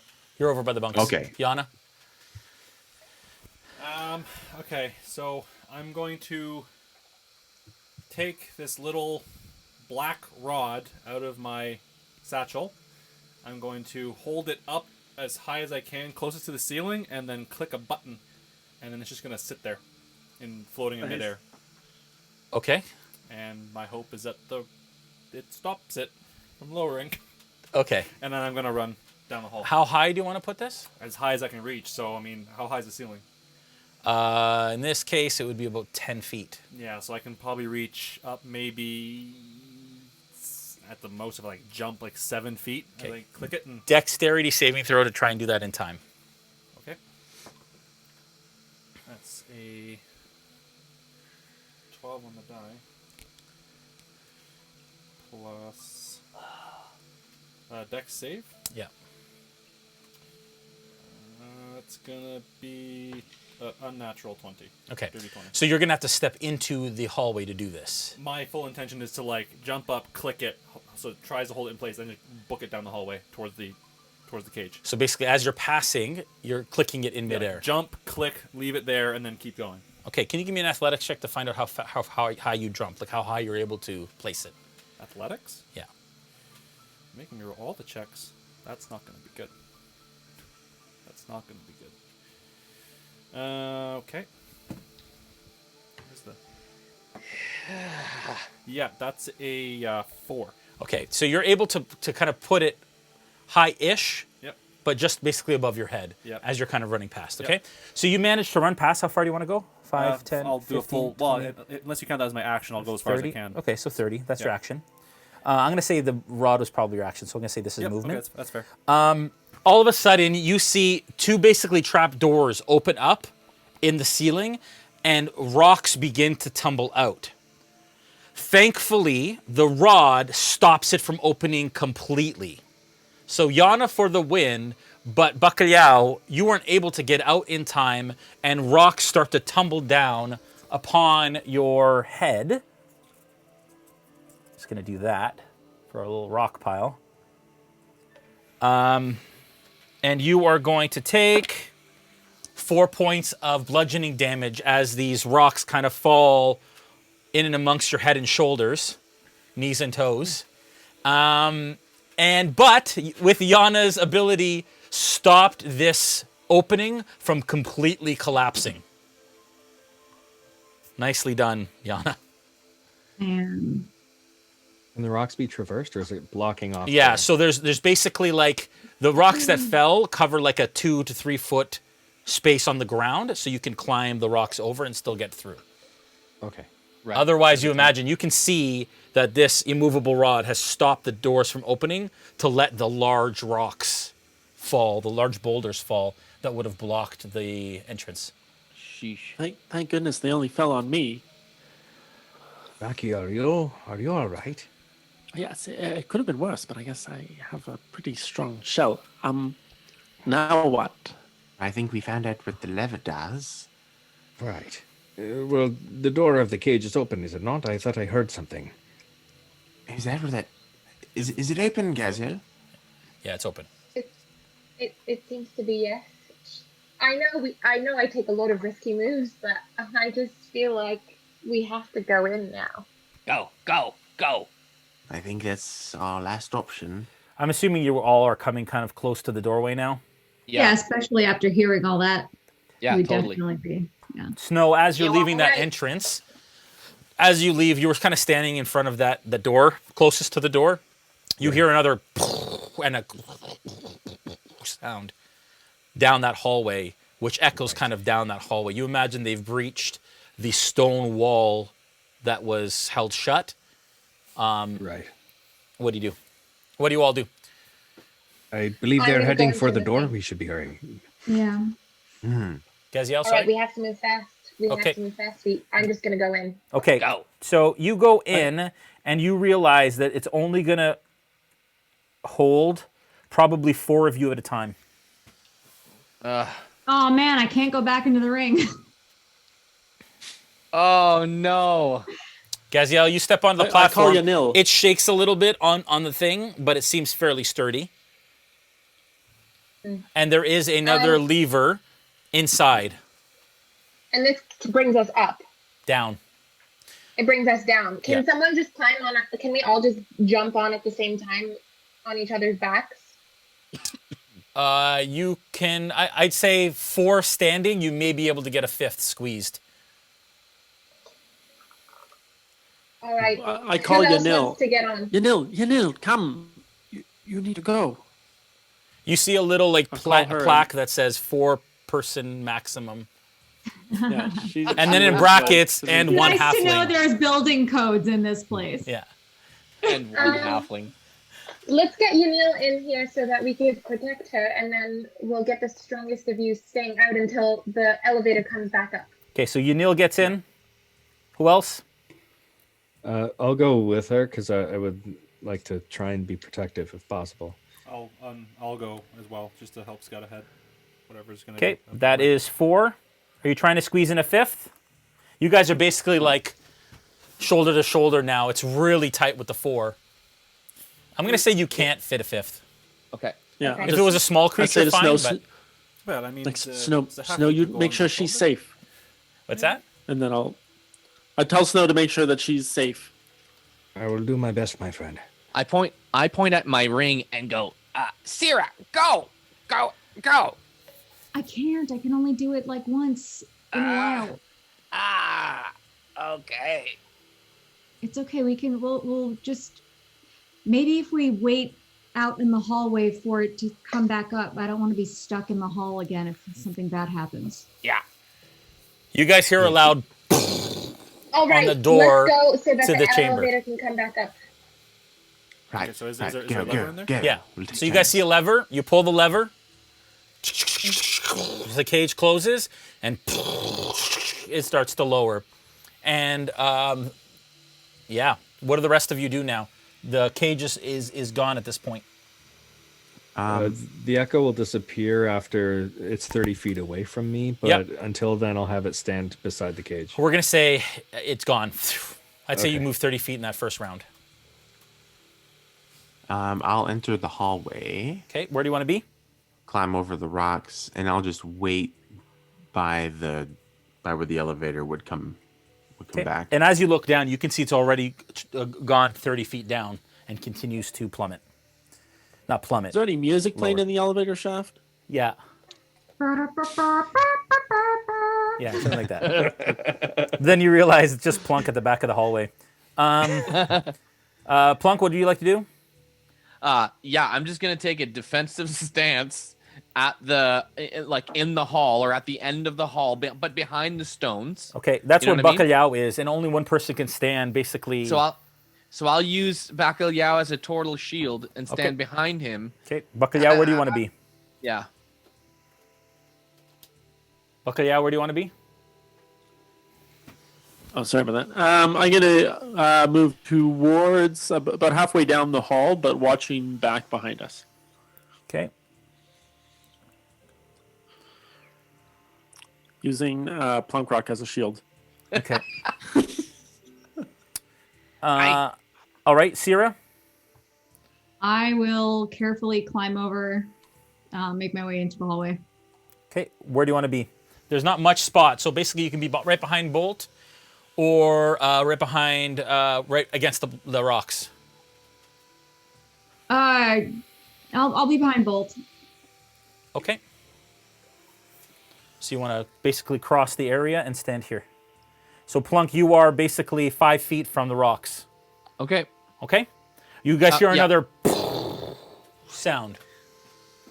I'm wondering maybe if we should let the rest of the rocks fall. Do we know where they're gonna fall? You imagine straight down. But Know there what is I mean? there is this rod holding this floating rod that floats basically in the middle of nowhere. And Bolt, you've never seen this before.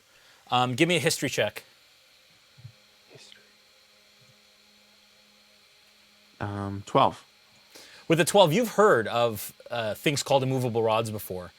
You've never actually seen one, but you've always been fascinated by their ability to basically immovably hang in space. And now you see one firsthand. Yes, I see what's happening now. It's actually literally holding the rocks in place. I'm actually not too sure how to move it, now that I think of it.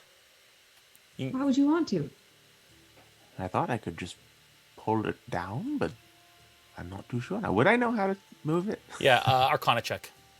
Okay. Is this the rod that's holding all the rocks that are about Yeah. to fall down on us? Yeah, Well- that's the rod saving our lives right now. He's getting So- rid of it. From my understanding, it's basically going to fall in a specific part of the hallway, not Yes. like the whole hallway. No, just the opening 10 feet or so where you guys are not standing, right there. That pile of rocks is where... Do you want to zoom in? Yeah, it's 18 on the Arcana check.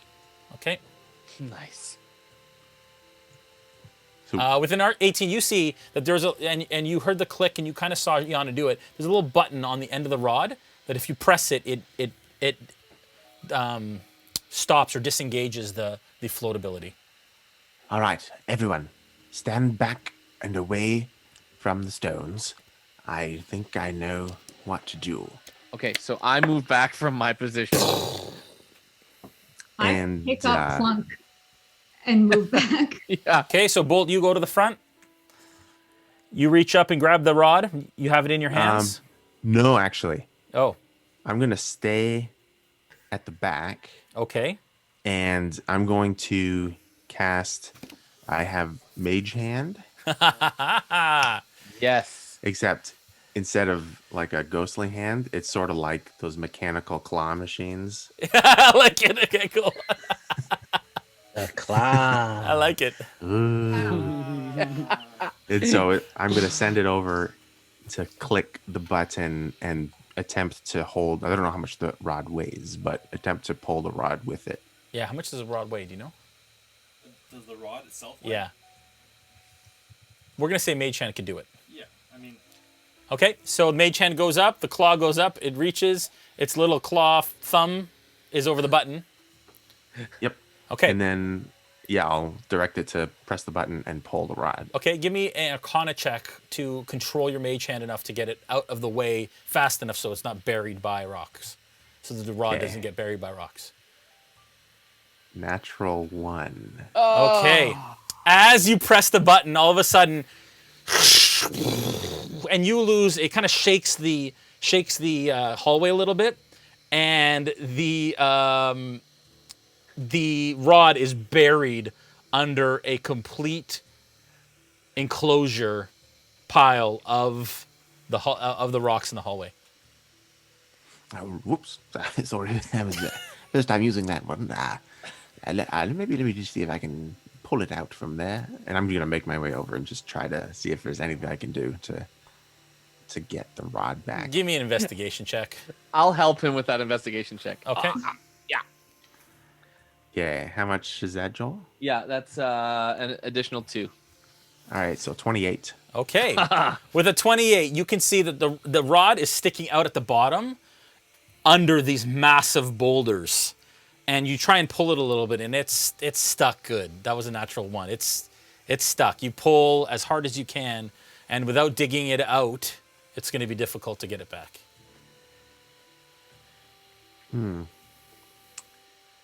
Well, And in my head, and no one can hear this, but in my head I say, yeah, that thing's totally immovable.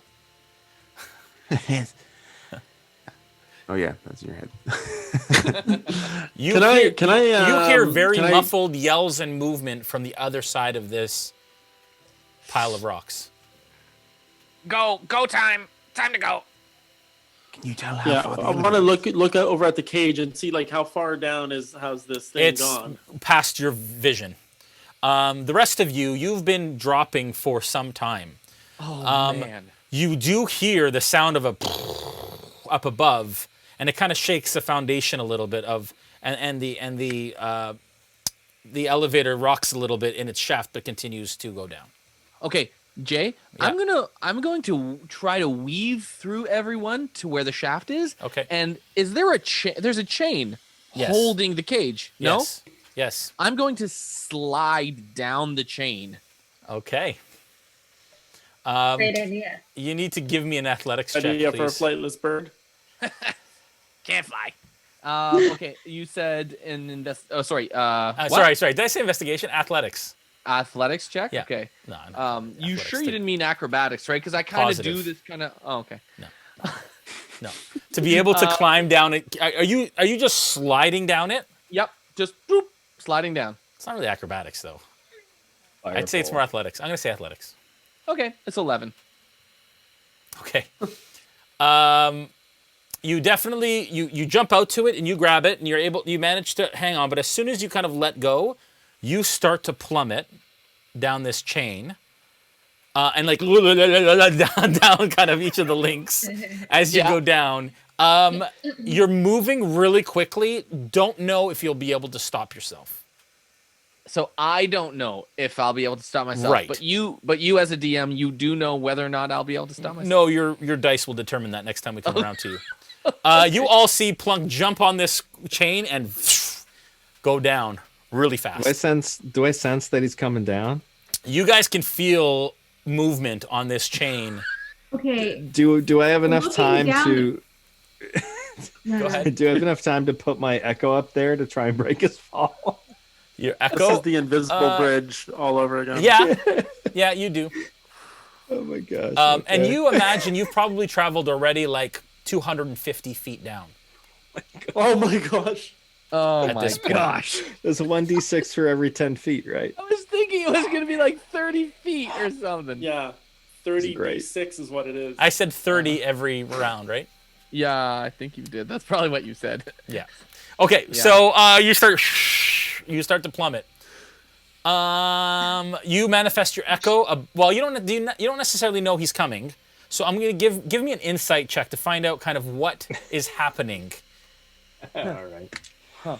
That's a 19. Yeah, with a 19, you hear as he flies down this thing, and you kind of look up through the cage and you see an incoming Plunk So down this. Oh, you don't see. You sense but an incoming Plunk. That's I guess got it's it. like an increasing vibration as he descends. Yes. So I'll manifest the echo. Yeah. With the intent that the echo will try to catch him and break his fall, or hopefully not have Plunk land on a sword or something. Okay. All right. So you have the echo kind of put his arms out. Right. And- Just yeah. be under. Yeah. underneath. Okay. All right. What a way to die, Wait, Joel. as If it, because your echo can't see, can it? No. There is a what was it? It was like One a 10% chance that it can see on a D10 roll. I think please, at this point please. he's just using it as a break mat. That's a 1. Yeah, but yeah, so I understand the question though, because there's one of 4 places on top of this cage where the echo could stand. Well, no, the echo could stand at around the chain. The chain. It can stand in the center around the chain. And basically, it's just being used as a I can fall do cushion. it. It's an at will anyway. I'm gonna just throw up dancing lights above. I thought you were gonna throw up. No. That's He might after he hits. what I heard too. Yeah, so I'll just throw up some dancing lights up in the cavern above us, just so that we can see Plunk plummeting to his doom. Okay. But Jason, when I Plummet see rock? Plummet rock. when I see Plunk running through and slide down that chain, I'm going to cast Spider Climb and try to climb down that side wall Okay. to stay with him. You guys see Cyra cast a spell, and she jumps onto the wall. She sticks to the wall. She turns around. She starts to crawl down. What's your climb speed, though? I'm assuming same as walking.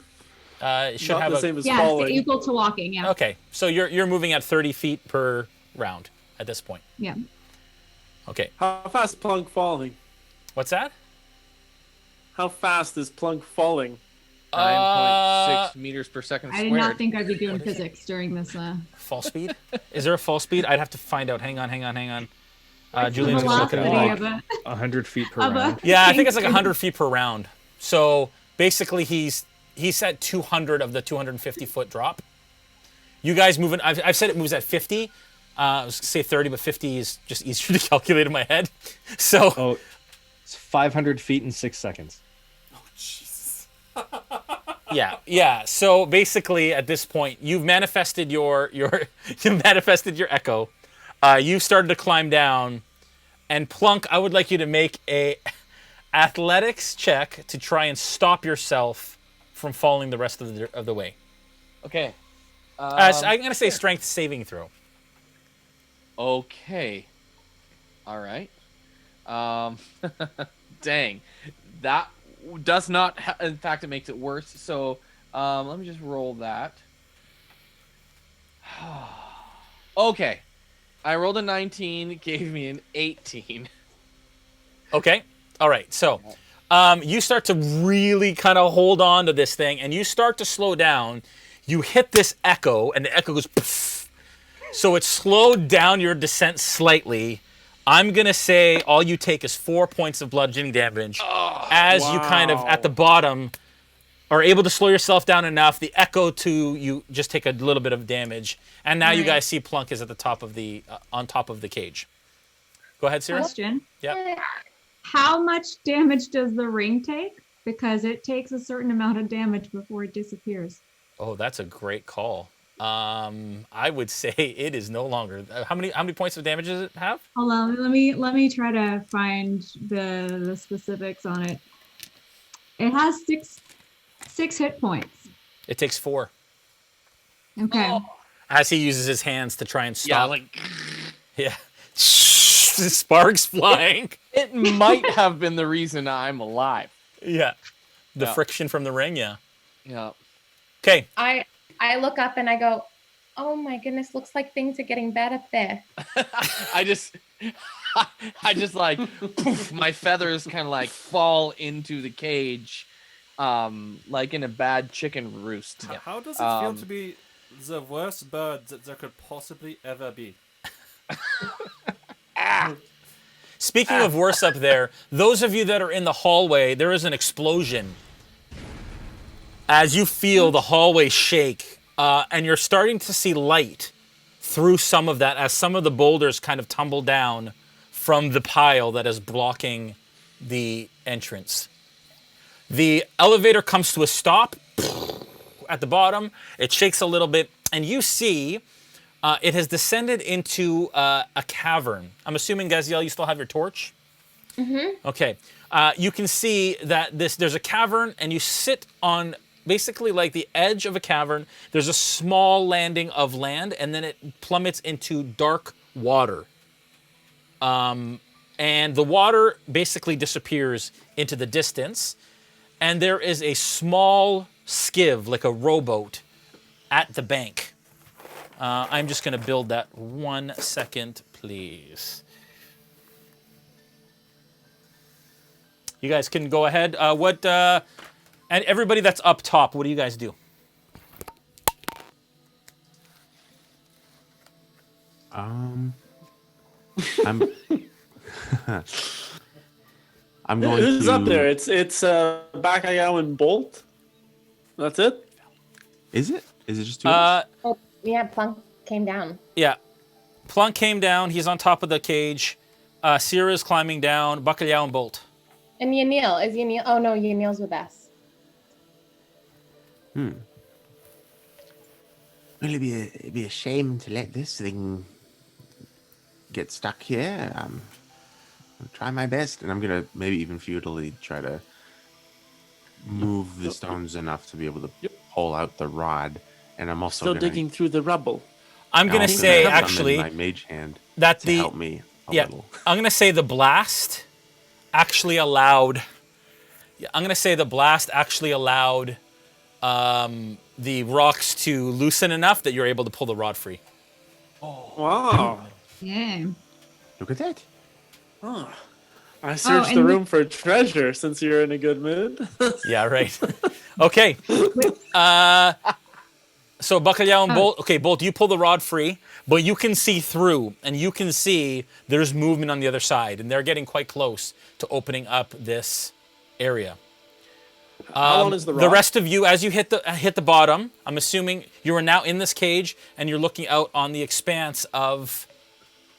And you're looking out in an expanse of water, brackish water, not brackish water, sorry, clear kind of Caribbean water, like you basically on the ocean, but inside a cavern that's completely enclosed, and it's like a subterranean lake of sorts.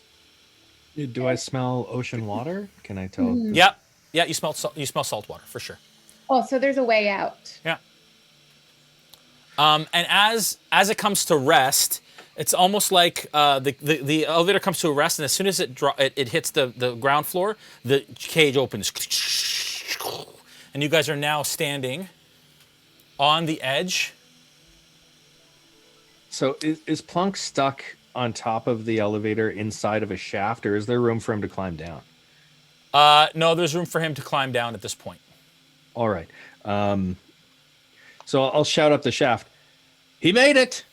And then, He's a bad mother. Shut your mouth. Sorry.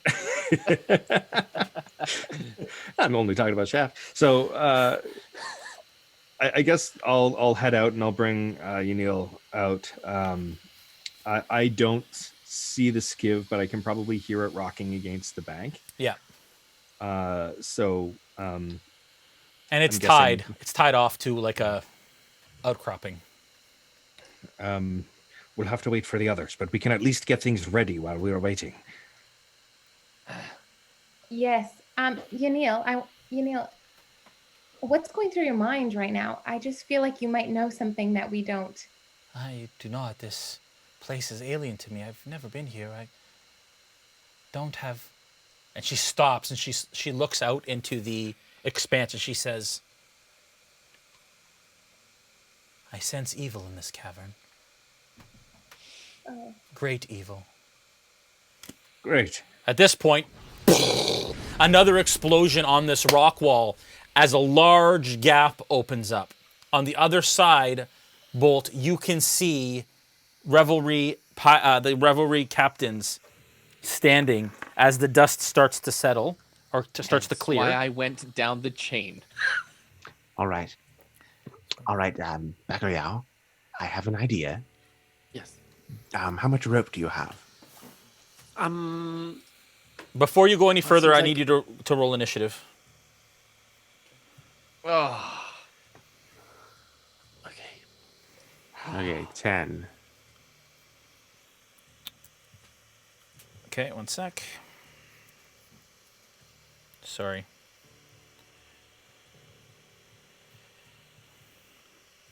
Don't know where this is not working. Sorry, guys, one sec. Sorry, trying to bring up my counter builder.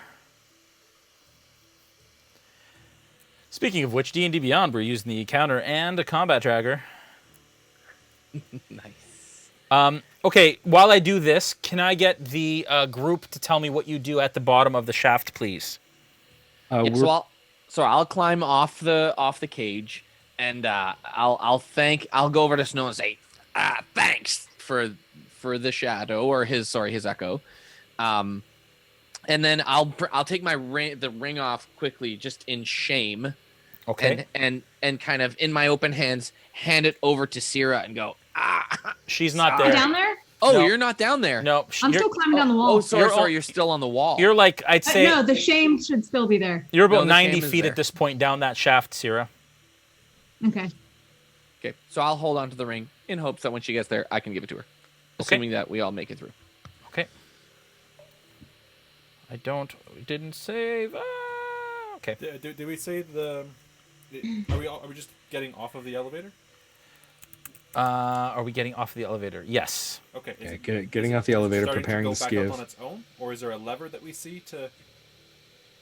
Do I see a lever around to possibly send it back up? Yeah. So the lever up inside button? will take it back up. The lever inside the elevator. Okay. So as soon as everybody gets off, then Yeah. I will just pull that lever and then jump off. And jump out of the thing? Yeah. Okay, as you do that, it starts to move. Cyra, you see that the chain begins to move upwards as the lift starts to go upwards. Oh crap. Okay. So was I able to see, like, before, was there enough room? Like, let's say I get trapped on top of this elevator coming back up. Am I gonna get crushed by the ceiling? There's a possibility. You're gonna have to jump out at the last minute. But if you started to climb now, you know you'd beat it out of the shaft. Oh, if I kept climbing down, I'd be okay? No, if you climb upwards, you'll beat it out climb up. before it gets up in time. Okay, so you're gonna, this is exhausting. All right, I'm gonna, You're getting your steps in. Yeah. All right, Bacalhau. How much rope do you have? I've put my. Sorry, I need your initiative, guys. Snow, 18. 23. Plunk, Sorry, I didn't hear you ask, but it is 17. Bolt, 10. Bacalhau, 18. Gaziel. 16. Sorry? 16. 16. Yana. On me? Yeah, everybody. 9. And Cyra. Oh, I didn't know I was still. Yeah, everyone. 17. Okay. Snow, you are up. You are now at the edge of the thing. The elevator is now climbing. What do you do? So I'm going to pull the skiv just up on the shore a little bit so it doesn't float away when we untie it, so that we can get everybody in and then push offshore. Okay, so you're gonna hold it and wait for everybody to kind of. Are you in the skiv as you do this? I guess we can get in the skiv and then untie it at the end, right? Yeah. Before So you we get push in? off. So yeah, so I'm not going to untie it, but I'm going to help, get in. And we're essentially, the idea is to prepare it so that when the others get down, we can go. Okay. All right, Bacalhau, you're up. Right at this point, you can see light through. There's a big gap now. Basically, like the top half of that corridor is now open. Bolt is in front of you in that corridor. What do you do? Is there anybody visible in the opening? You see 4 captains outside the breach. I approach the opening. Okay. And I will cast Burning Hands. Okay. And I'm going to cast that at 2nd level. I hold my hands, my thumbs touching and fingers spread, and a thin sheet of flame shoot forth. Okay. Each creature in a 15-foot cone must make a dexterity saving throw. Okay, so a 15-foot cone is like that. 2 of them, dexterity saving throw. Yes. What's the DC? 13. One passes, one fails.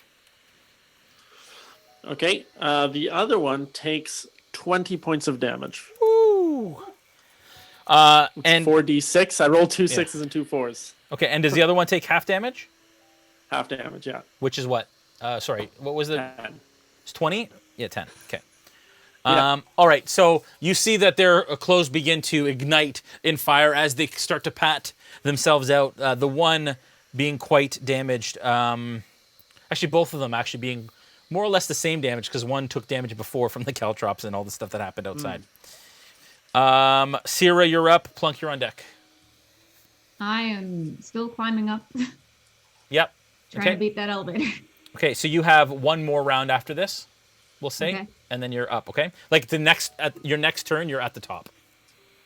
Okay. We'll say Plunk, you're up. Yeah, I'm gonna do one. I'm gonna cast Cure Wounds on myself. Okay. That'll be 8, so the 12 points of recouped health. Okay, and what do you want to? You want to get into that skiff, into the rowboat? Yeah, into the rowboat as well. Okay. All right. At this point, 2 daggers fly in your direction, Bacalhau. Ah. One is a natural 1. The other one is a 23. That one hits me. You're going to take 7 points of piercing damage as one of them hits you in the shoulder and digs deep in your shoulder. The other one he threw against the rocks and it ricocheted and hit him in the foot as he yells, "Ow!" Excellent. Well done, Captain. Okay. And they start to climb into the shaft, kind of up the rocks, and they're trying to get in. Gaziel, you're up. Bolts on deck. I am going to cast Divine Sense. Yep. Just to see if there's anything in this area, because Yanil was saying that she feels like it's unsafe. Okay. What does Divine Sense tell you if there is again? So you can detect good or evil, and you can see any celestial, fiend, or undead within 60 feet of you. That's not behind total cover. Okay. You do not sense any Okay. of the above. Okay. Okay. Although you get a slight tinge, like you look out over the water and there's nothing there, and all you hear is like water lapping up against the side of the boat at this point in this massive cavern. And you do get a slight sense of celestial out of the oracle, actually. Out of the water? The oracle. Oh, sorry. Who's the oracle? Yanil. Oh, Yanil. Oh, I get it. As you look back, you see a slight glow shimmer of celestial. Got it. Okay. Okay. Okay. Do you want to move? I'm going to move into the boat. Okay. All right. Bolt, you're up. Yana, you're on deck. Okay. I'm going to say, well, I had a plan with some rope, but I suppose we should take care of these fellows first. And I'm going to cast Create Bonfire right where the rocks are, where the guy's trying to climb over. Okay. And so I it'll like fire too. make the bonfire, and any creature in the bonfire space, when you cast a spell, must succeed on a dexterity saving throw. Okay, so the 2 dex saves for these guys. One has a 21, the other a 17. Okay, so they both Pass? save. Okay, so they both Yeah. move out of the way as this fire ignites above the rocks, basically closing off the rest of the opening above the rocks. Do you want to move it all, Bolt? Yeah, I'll beckon Bacalhau, and I'll go right to the back. Okay. And I'll say, I still have a plan with this rod, but we'll see. Sorry, I still don't have any rope. That's fine. Yana, you're up. Snow, you're on deck. Okay, so sorry, this chamber is it dimly lit or is it Which the chamber you're in? Yeah, this, like this area down here. It's only lit by the torchlight that Gaziel currently holds. Okay. And you can see with your dark vision out. Yeah, and I'm not seeing anything in particular. Nope. Hardly any movement in the water. Slight movement. No waves or anything like that. It's just still ocean water. Do I hear the chain going up still, or is the chain coming down now? Chain's coming up, going up. It's still going up. Yeah. Okay.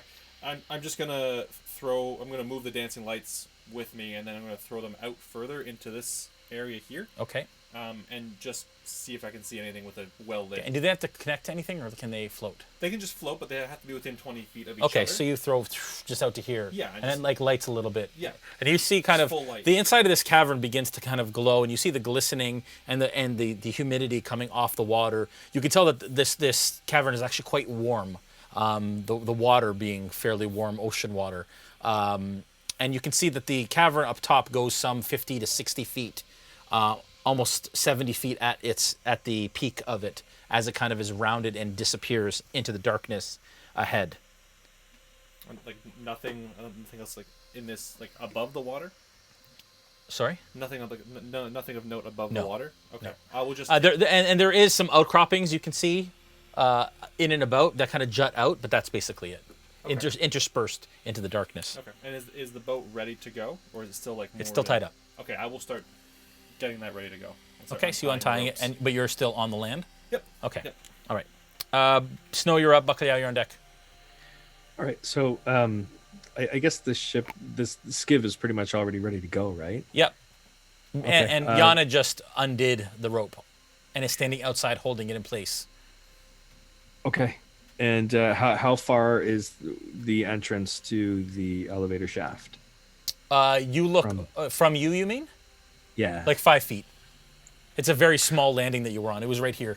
It landed in this area. Okay. Well, I guess there's not a lot I can do at this point. But I'll have my echo kind of wading through the water so that if there is something there, the echo will take the hit first. Okay, so you have the echo kind of get into the water and start to swim around the skiv? Yeah. Okay. So just going for a swim. And I'll put a hook through him and a rope. Yeah, I mean, we could probably catch something pretty big, you right? Troll with the echo? Just like a mosasaur down there. Hilarious. It'd be good times. What kind of echo is it, Snow?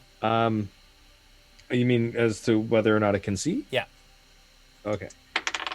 It cannot see. Okay. So it is just kind of wading through in the water, feeling around. Yeah, and it obviously creates this kind of like natural sort of waves that sort of lap up against the shore and against the outcroppings. Yeah.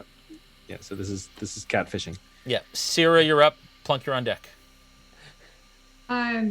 So have I made it to the top of the? Yes. I'm spider climbing up the side. So you climb up and you see Bolt standing at the opening, and you're kind of just outside the hallway again. I'm in my Spider-Man stance, and I want to very gracefully leap onto the platform. Okay. You do so, and you're standing behind Bolt at this point. Oh wow! I thought I had to roll for that. Okay, cool. No. You just say that you're able to kind of hop over. So dramatic for nothing. You're like, no, you just do it. No, I gave you bonus points for flourish. Cool. As I see her come down, off the grate. You're at the bottom. She's at the top, Joel. Oh, I thought she was. No. Dang. She was going down. She turned around. She went back up because the elevator was going up. Yeah. I understand now. Yeah. I didn't 10 seconds ago. Plunk, you are up. You're still in the skiv. Yep. And at this point, you all hear in your heads, and this is all of you that are in the rowboat. You hear a voice that says, "Who here cometh?"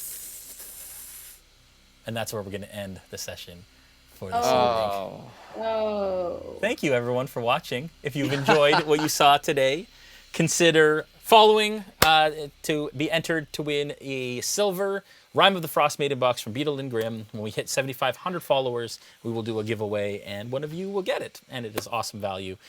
Thanks to all of our sponsors. Sirenscape, our main title sponsor. We're also being hosted right now on Dungeons & Dragons, and we thank them for having us on their channel as well. And the giveaway. Let's do that draw for the Tasha's Cauldron of Everything digital copy for your D&D Beyond experience. Do we have a winner? We do. Tonight's winner is Maz 1988. Woo! Maz 1988. Yeah, Maz. Congratulations. Maz. It is an awesome book. We've incorporated a lot of Tasha's into the Revelry stuff. We've opened up all the classes and the races that you can be, and all of the Tasha stuff is in there, so enjoy. Remember, support the Critical Role Foundation at critroll.com/foundation, and let us know that you did, so we can track that. We thank everyone for watching tonight.